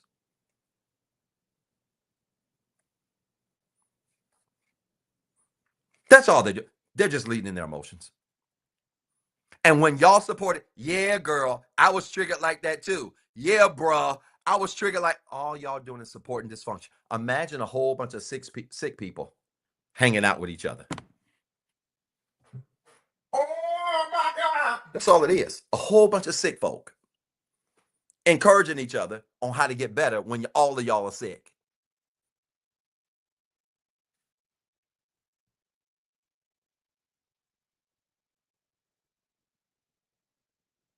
Whole bunch of sick people. If you hear a person always talking about how triggered they are, you are dealing with the person who just lives in reaction. You're also dealing with the person who is being led by their emotions. Plain and simple. Stop using the word trigger so much.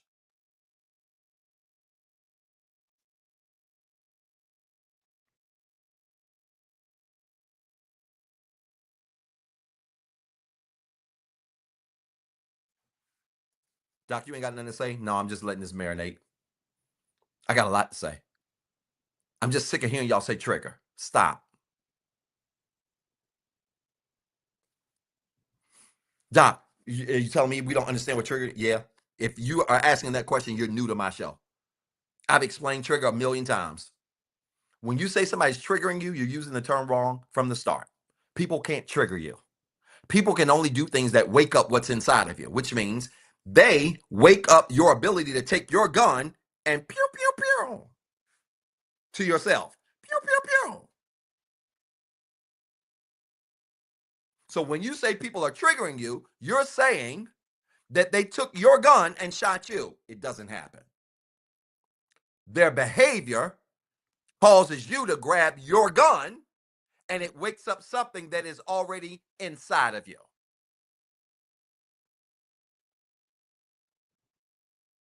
This is why they say, I'm one of the best in the business. I know that bothers some of y'all. It don't bother me. I spent years of my life playing small. I'm called to this. Y'all stop overusing words like trigger and narcissist and gaslight and manipulator and blah, blah, blah. Stop. I'm not saying the terms aren't right or real. I'm saying most people use them wrong. Okay? Let me give you another behavior that comes with responding. I like this one. For the opposite of always being triggered is called what I call selective. Y'all better support the show. I screenshot this diagram and always put it on my stories when I post my live videos. But I promise y'all, if y'all have not supported this show, you think I'm playing. And some of y'all gonna be mad and hit me up. Doc, please put the video. Nope, support the show. This is your therapy session. This is you on my books right now. I call it selective engagement. Instead of being always triggered, why don't you choose selective engagement? Doc, what's selective engagement? When things like peace and logic and common sense is more important than my response, is more important than my action, is more important than my behavior. Let me tell you something. I'm being honest with y'all. The stuff that I do share does not compare to the stuff that I don't. When I have time to respond to comments, the stuff that I say does not compare to the stuff I really could say. Because some of y'all think y'all go low. I said it earlier. I don't go low. I go to hell. And you got to know your abilities and know your limits. Which is why I don't engage with I don't go back and forth like the Aaliyah record with a bunch of people. Selective engagement is a sign of a behavior of those that respond, which means everybody doesn't deserve your reaction. Hey, let me say this to y'all. When you heal, get used to being called things like stuck up, funny acting. He thinks he's better. That sure is arrogant. How dare him think he's better than everybody else? Because I am better than most. I've done the work. And if that offends you, do more work. You ought to have the same attitude. I am better than most. I mean, that's just a fact. Y'all can take it how y'all want to. I am better than most because I've done the work that most of y'all ain't made up in your mind to do. We not the same. No, Doc, everybody's the same. Everybody's equal. That's a lie from the pit of hell called entitlement. I am better than many of y'all. And you ought to have the same attitude. You've been doing this work. You've been healing and growing. You've been working daily on yourself, setting up structure and routine, aligning your life up in discipline and self-control and stability. You are better than most.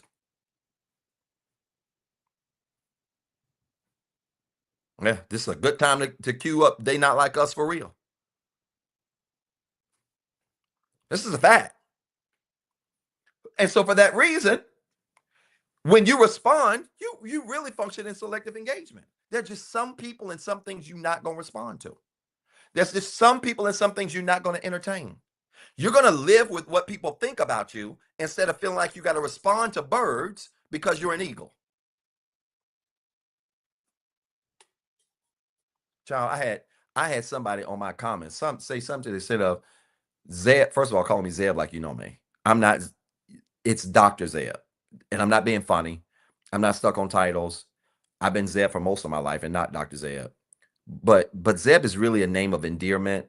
And in this space, to most of y'all, I'm Dr. Zeb, and had the audacity to come in there and say something about Zeb, fall on your knees for this videotape that you did. What? Fall on my what?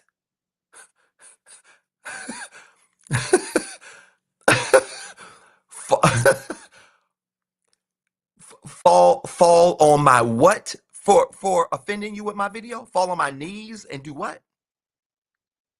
If you don't carry your narrow, entitled self back to your page and create your own content, and while you're on the way out, it's Dr. Zeb, the real PhD. I didn't go to no school that has a canyon in the name, but it's in Miami. I didn't do that. Oh my God. I'm talking real accredited PhD, da da da da da.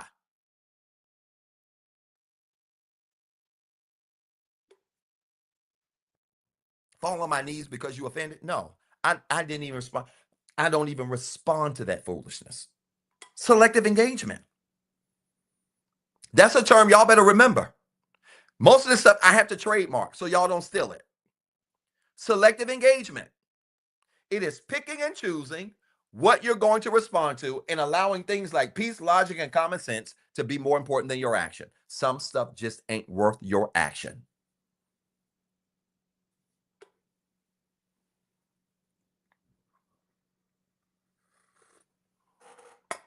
Y'all supporting the show? Let's go back to the react side. Y'all with me? You got your chart going? Let's go back to the react side. I love you too, Kendra. Appreciate you.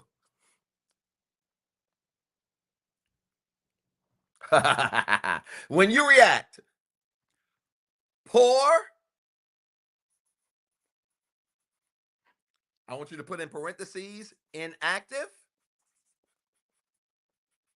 listening. About to get in trouble. Poor, inactive listening is the behavior of those that react, is the behavior of those that lead in their emotions. When you lead in your emotions, you will be a poor, inactive listener.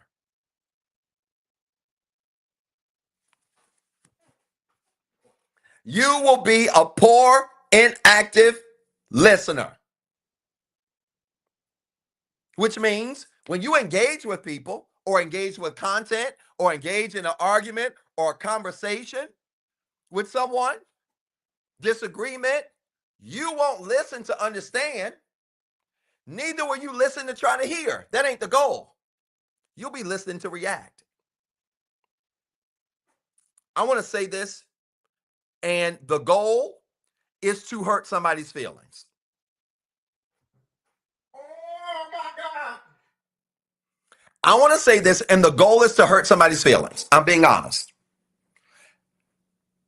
This week confirmed for me why so many of y'all are single and will be single for a very long time. Oh my God. Because I can only imagine how you have conversations with people that you're interested in that might be interested in you. But when you are a poor listener and you listen to react, or you listen to create a narrative, or you listen in your brokenness, that conversation is doomed to hell. Oh my God. And it ain't just women either. It's men too.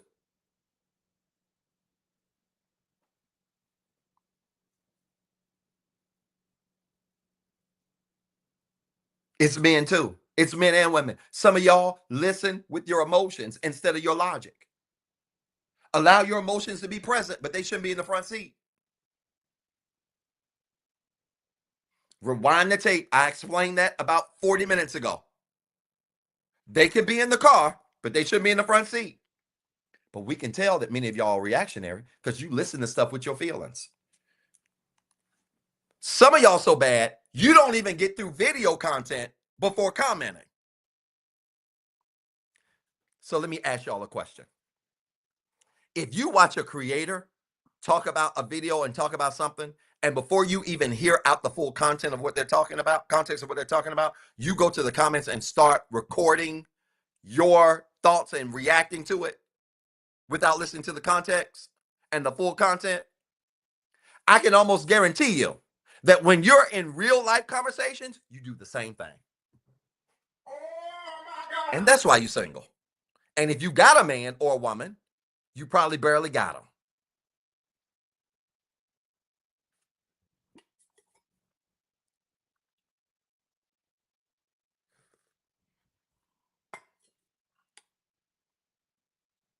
This is why my content ain't for everybody. Because you can't hit me with a bunch of emotions. You got to listen to context, or you're going to be lost. You're going to be lost. Lost. This is the place of mature conversations. Mature conversations involve active listening. What is active listening?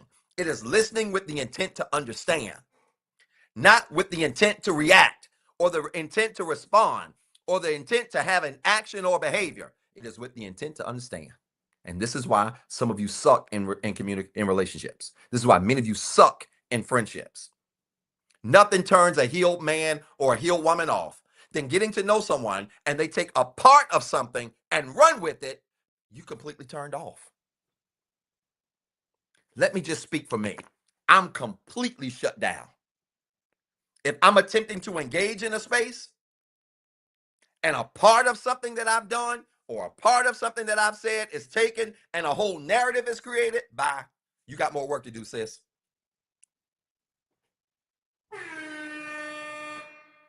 You got more work to do, bro. I'm I'm good on dude. I got enough dudes to hang out with. I'm good. I'm good.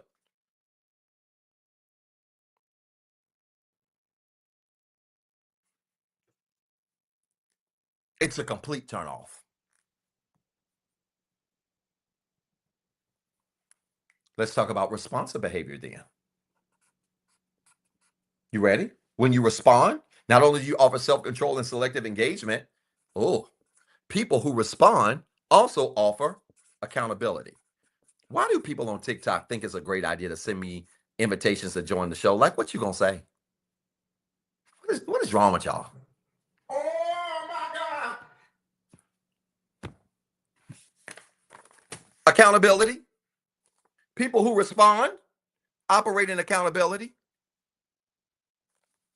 which means people who respond because they allow their logic to drive their thoughts and not their emotions, they are mature enough to own their behavior. You want to know what's attractive to me? Ain't nothing more attractive. I want you to write this under this word, accountability. Ain't nothing more attractive to me in 2025 than an apology.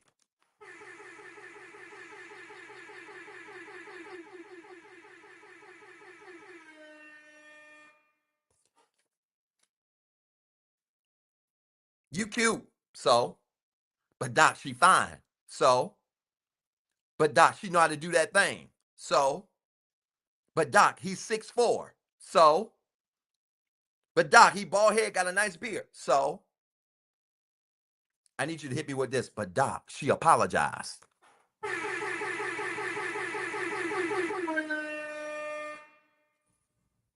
Because to heal people ain't nothing more attractive than a sincere apology. Not a sorry, not a I'm sorry, not a all right then, okay, none of that. I grew up at a time when you apologize and it won't right. Older people would look you in the face and say, what you sorry for?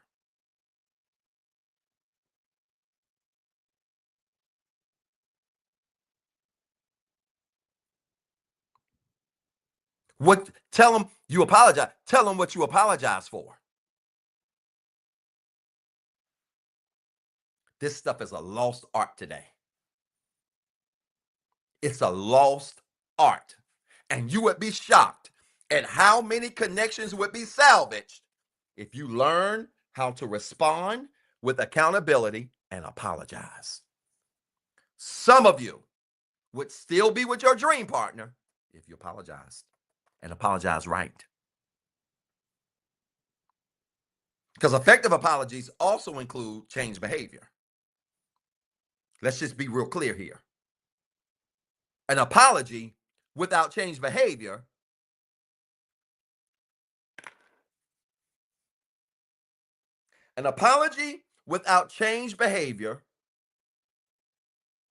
is just a front. It's insincere. I got a better word. It's fake.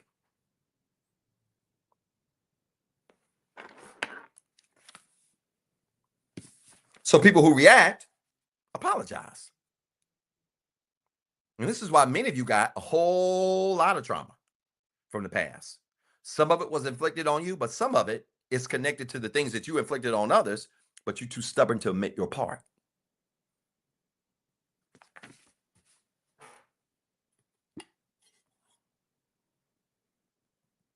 I got 11:04. Y'all got 15 more minutes? Everybody good? If y'all support the show, I'm gonna keep it up. If y'all didn't, you will not see this live. I'll just do it for my subscribers. I promise you that. I'm serious. Y'all support this show. Everybody should be supporting this show. And nope, y'all not supporting. Just as I thought. Y'all think I'll play it. You have to be a subscriber to see this replay. Look at this. Let's go further. The ways to support on the screen. Let me give you some more reactionary behaviors. Poor listening. Oh.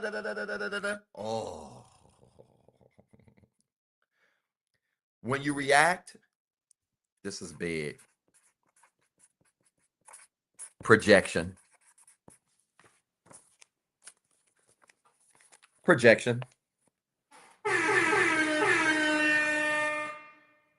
Nobody projects like a person who reacts.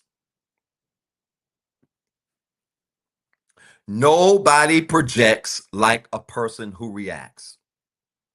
Some of y'all just be projecting your unresolved trauma on people through your conversations, through your comments online, through how you respond to people's behavior and what they say, what they don't do, what they do, and what they don't say. Some of y'all just be bleeding on people. Projection is nothing more but bleeding your unresolved trauma on somebody else. There's another custom definition for y'all. Projection, a simple way to understand projection, is bleeding your unresolved trauma on everybody else. Doc, it ain't like that in the therapy book. I know.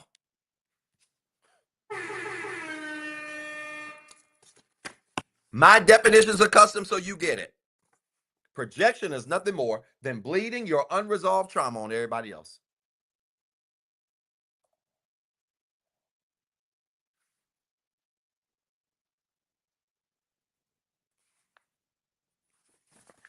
Is this making sense?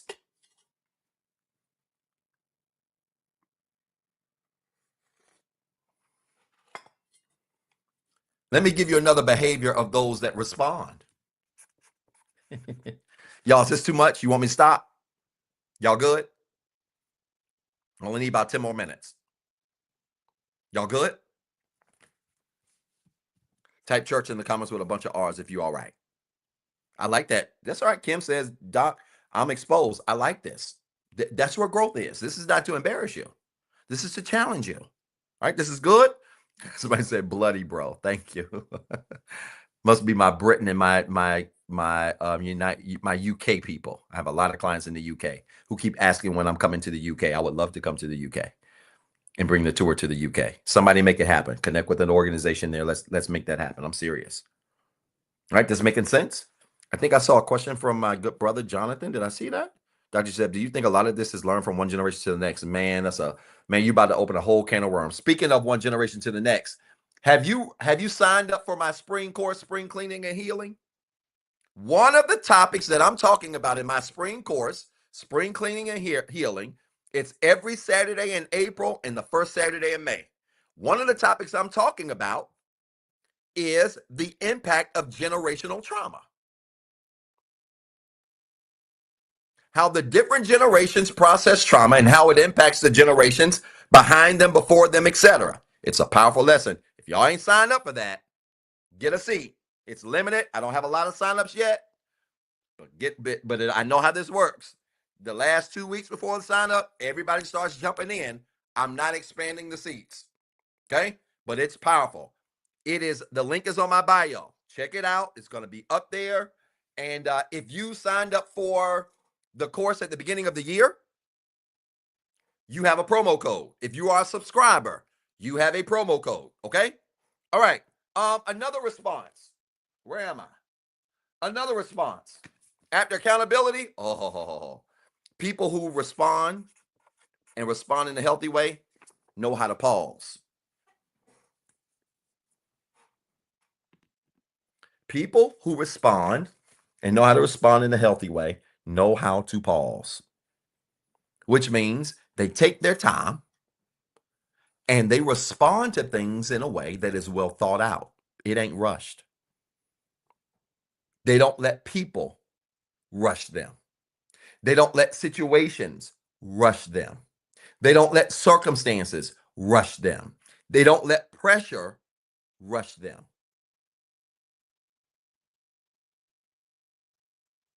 I like that. Somebody said, I'm going to be a subscriber after this live. It's over. Good. I love it. Pausing. And when I say pausing, I mean I mean from the perspective of, go back to this diagram. When there's an incident, there's a decision. And people who tend to be more responsive spend a lot of time right here. They don't rush through this. People who tend to be reactive get to this decision thing and they quick to just go on and put an emotion on it, and before you know it, they react. Oh, no, no, no, no, no. The longer you spend time right here, pausing, the more likely you are to control your thoughts and in turn create a response that's healthy. Does that make sense?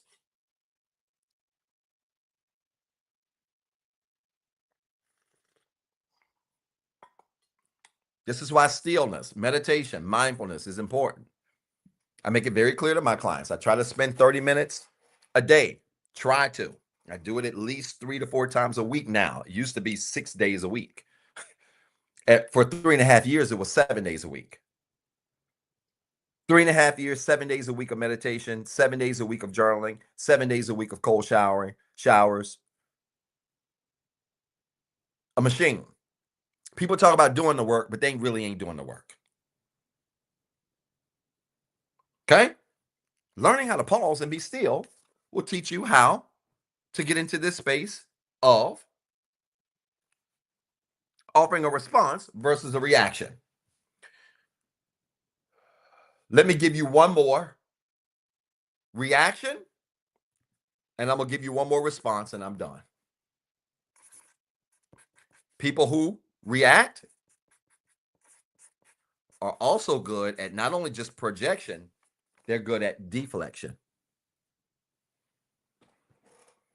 If you want to know if somebody you're in an argument or disagreement with is operating out of their feelings or their emotions, are they deflecting? Are they deflecting? Because I can promise you, if they're doing a lot of deflecting, they almost always are just reacting.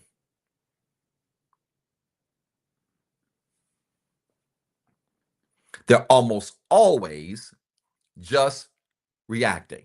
What is deflection? Glad somebody asked Doc, they want a custom definition of deflection. Deflection is nothing more than the intentional avoidance of your behavior.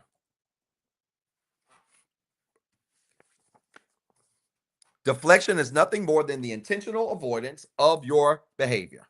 That's it. When a person deflects, they are intentionally avoiding their behavior. Does that make sense? It's an easy way to look at deflection.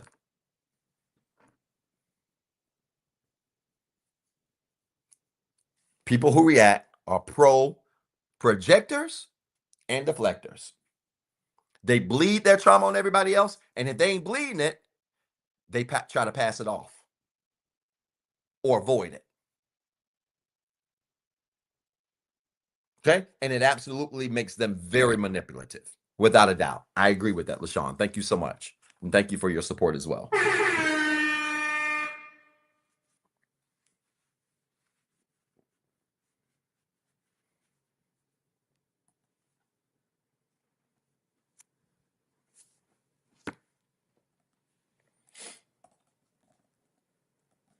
Watch this.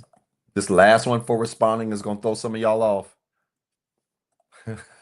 Especially you people that are people pleasers.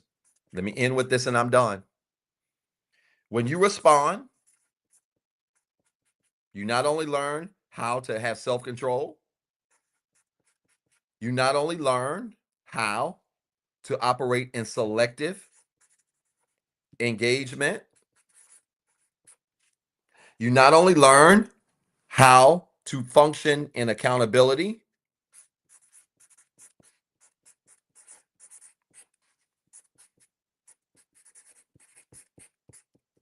you not only learn how to pause, you ready? You learn how to please yourself.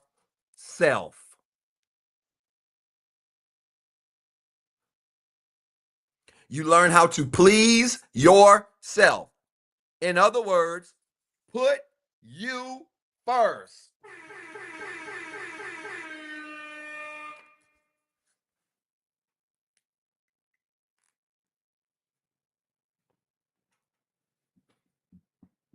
This is where I'm going to lose some of y'all. And I hate to say this because I know I have a lot of these kind of people on the call, but the truth going to set you free or make you mad. Which means, y'all, if you're a people pleaser, you're probably reactionary.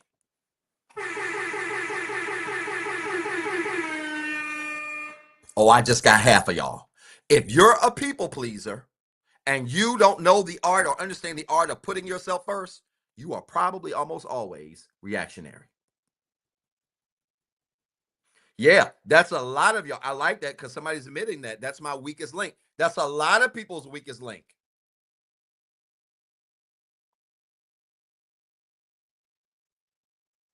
I would venture to say that probably anywhere from 60 to 70% of you on this call that are not securely attached are probably people pleasers.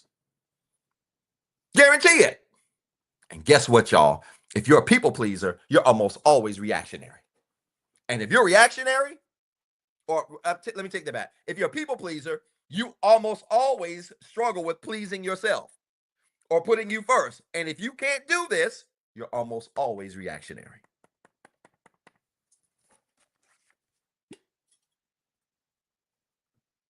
So you automatically on this side right here. You are automatically on this side right here if you don't know how to put you first. Hey, let me free some of y'all real quick. Now that I beat you up some, let me free you. Putting yourself first doesn't mean you put everybody else off. Put that in the comments, please. That was salad worthy, and I ain't seen a whole bunch of salads tonight. I told y'all ain't been supporting the show. Putting yourself first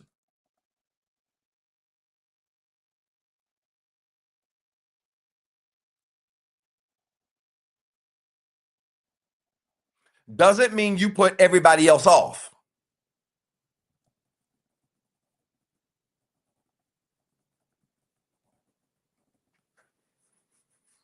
What it means is that you've learned how to set proper priorities. I'm telling you now, people pleasers, because I know it's about 60 to 65% of you. You better master the art of putting you first. Put your emotions in the back seat so that when you have to make a decision that would be an emotional decision, but needs some logic to ensure that the decision is healthy, you can make that decision and feel free in knowing that in doing so, you're pleasing yourself by learning how to put you first.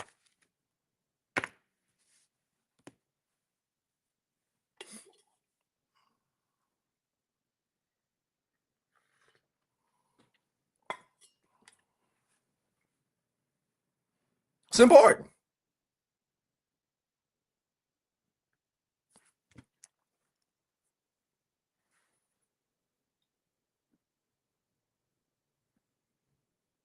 Put you first.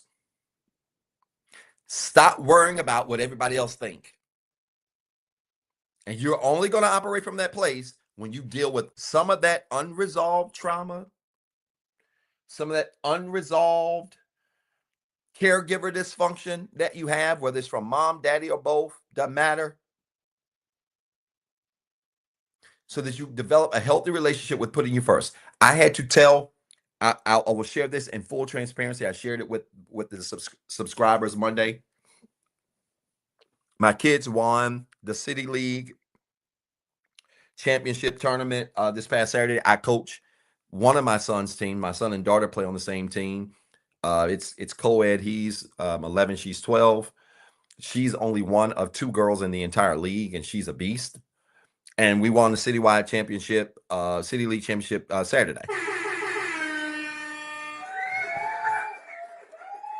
Well, what I didn't know is that there is a regional tournament that is this Saturday where they take all of the City League teams from all of these major cities and counties, and there's a one-day tournament.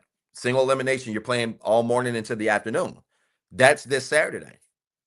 And found out today that we got the number one ranked team in the city. And I shared that with my kids, and my kids looked at me and said, "Daddy, you hype about this, ain't you?" I said, "Yeah. I don't want to play nobody but the best. Beating up on scrubs don't do nothing for me." But I had to look my son in the face, and I had to have a real serious conversation with him. And I said to my son, "Son, this is the last year I'm going to coach you." He's 11. He plays on the 11-12 team. He also plays on the 14 team. He plays 3 years up. He's going to be really good. He hasn't hit his growth spurt. He's a lefty. He's going to be really good.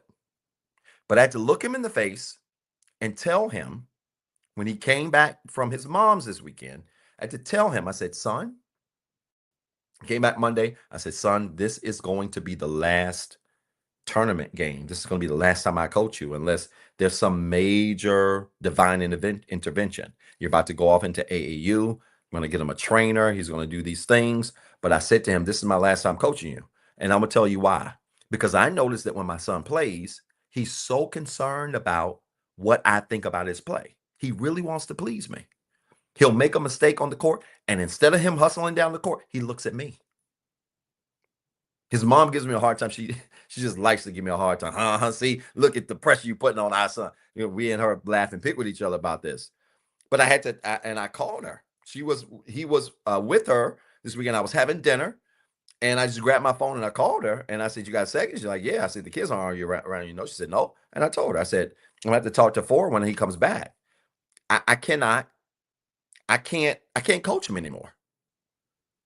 This has to be the last time that I coach him this coming Saturday. Win, lose, or draw, it doesn't matter." Why? Because I don't want him to grow up living his life thinking he got to please me.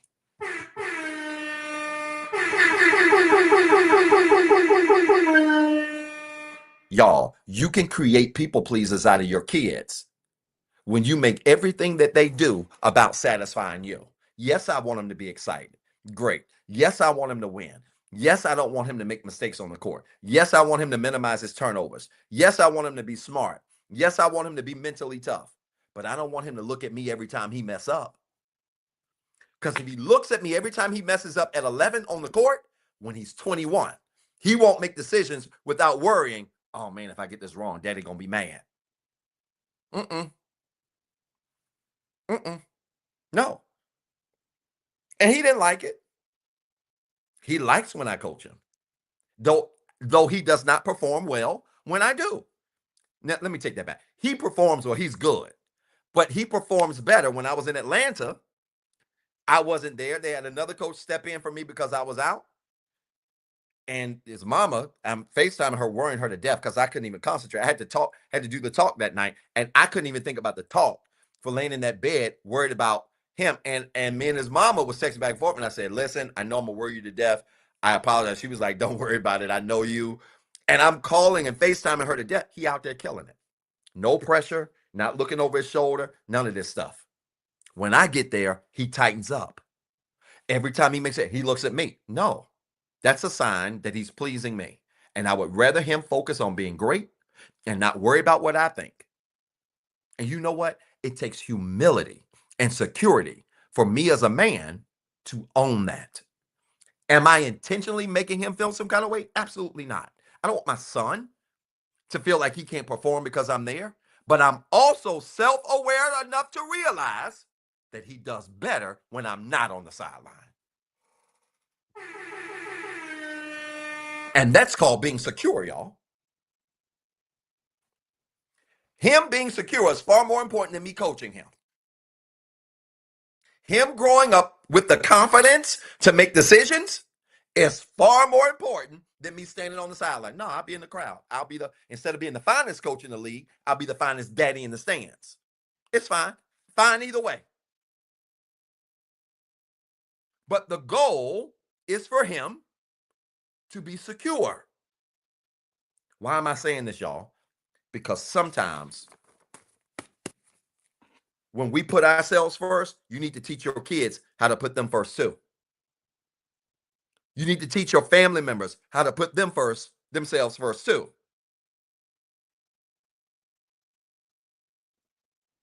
So that people grow up responding to things and not reacting to things. Does this make sense? Was this helpful?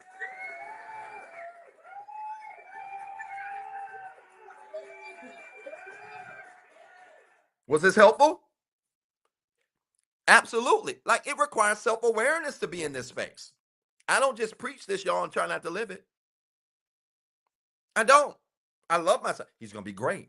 I wish I could coach him all the way through.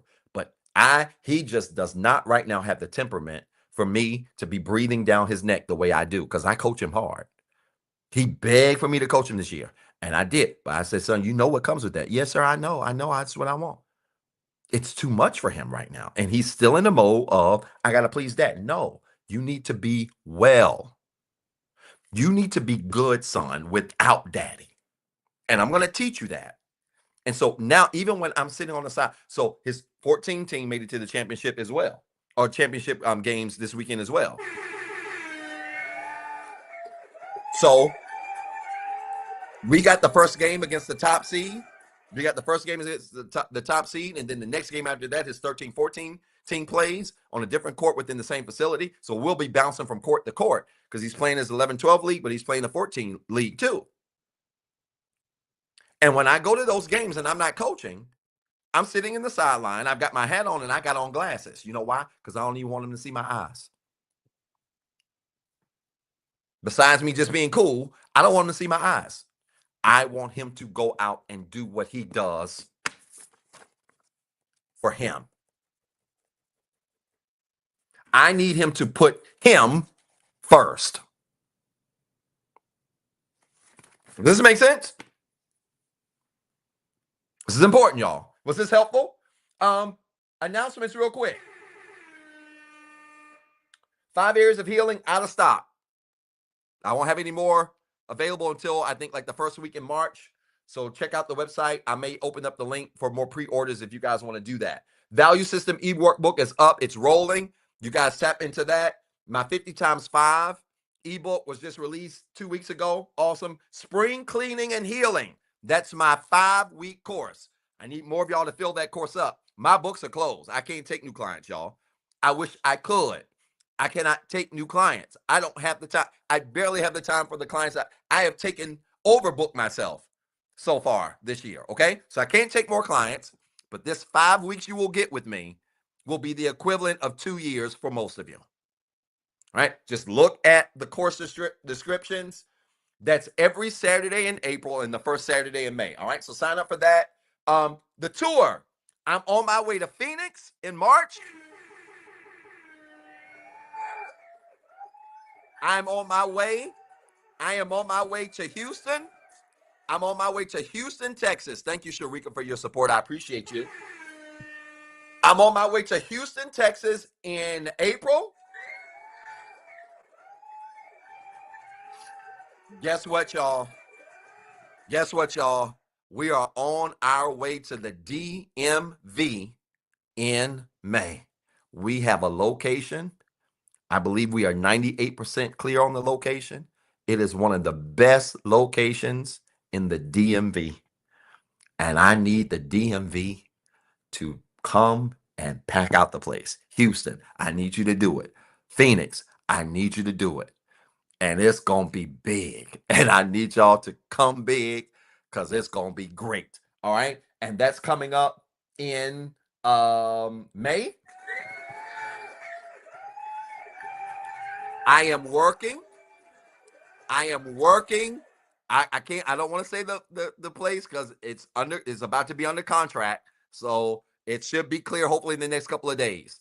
Um, in June, I am working now to identify a site coordinator for June for New York City.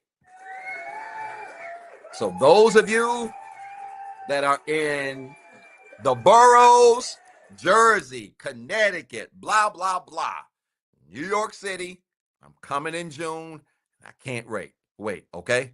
Yeah, May and DMV only is only right to be in the DMV in May, for real. Thank you so much, Aries lady, for your support.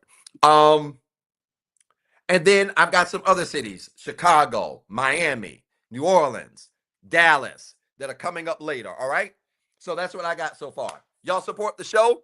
If you supported the show, it will stay up. You have 15 minutes to support the show. Y'all think I'm playing? I'm not playing. If you don't see it up, still up by 11:45, that is what happened. I want you to support the show, not because I need it, but because you need to invest in your own rescue. It's that simple. I don't care how small or large it is. Your support goes a long way, and I appreciate it greatly. All right? Was this helpful, y'all? Was it helpful?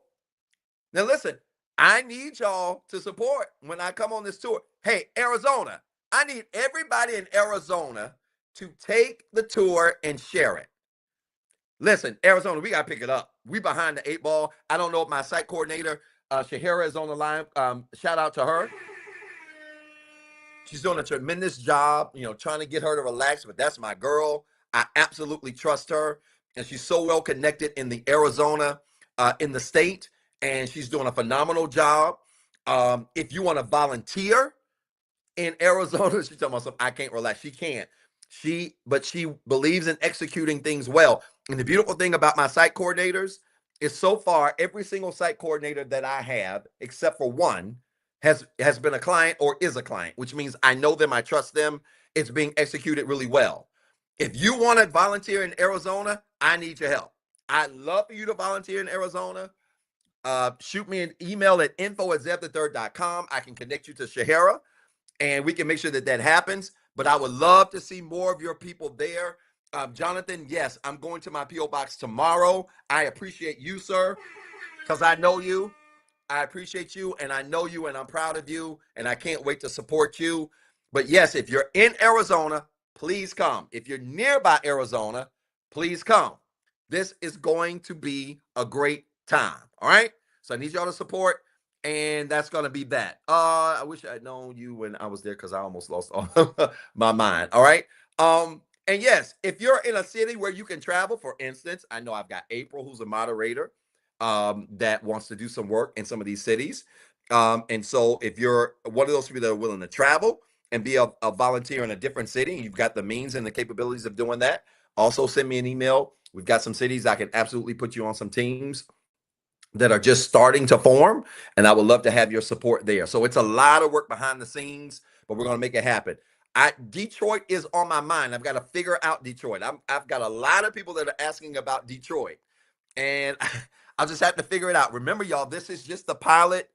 This is just the pilot run this year, and I hope every city does well. I want to say this out loud. I don't care if 100 people are there or 30 people are there. I'm going to talk to whoever's there. I don't care. I just don't. I'm doing what I've been called to do. All right. And so this is a trial run, but I'm hopeful next year that I can really expand this into in a greater way. All right, y'all. I'm running my mouth. It's 11:33, and I got to get up in a couple of hours. Love y'all. Appreciate y'all. Yes, me and my husband will be in Arizona also. Ladies, bring your husbands. Husbands, bring your wives. Bring your girlfriends, boyfriends, your situationships, whatever you got. It's going to be a powerful time, conversation about self-awareness, and I can't wait to see you. Love y'all. Appreciate y'all. Thank y'all so much for your support. Thank you for everything that you do for me. Thank you for your prayers as well. They really mean a lot. All right.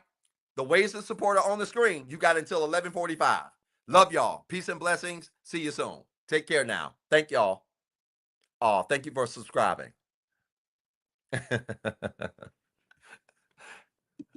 Thank you. I appreciate you. Thanks so much. Y'all have a good night.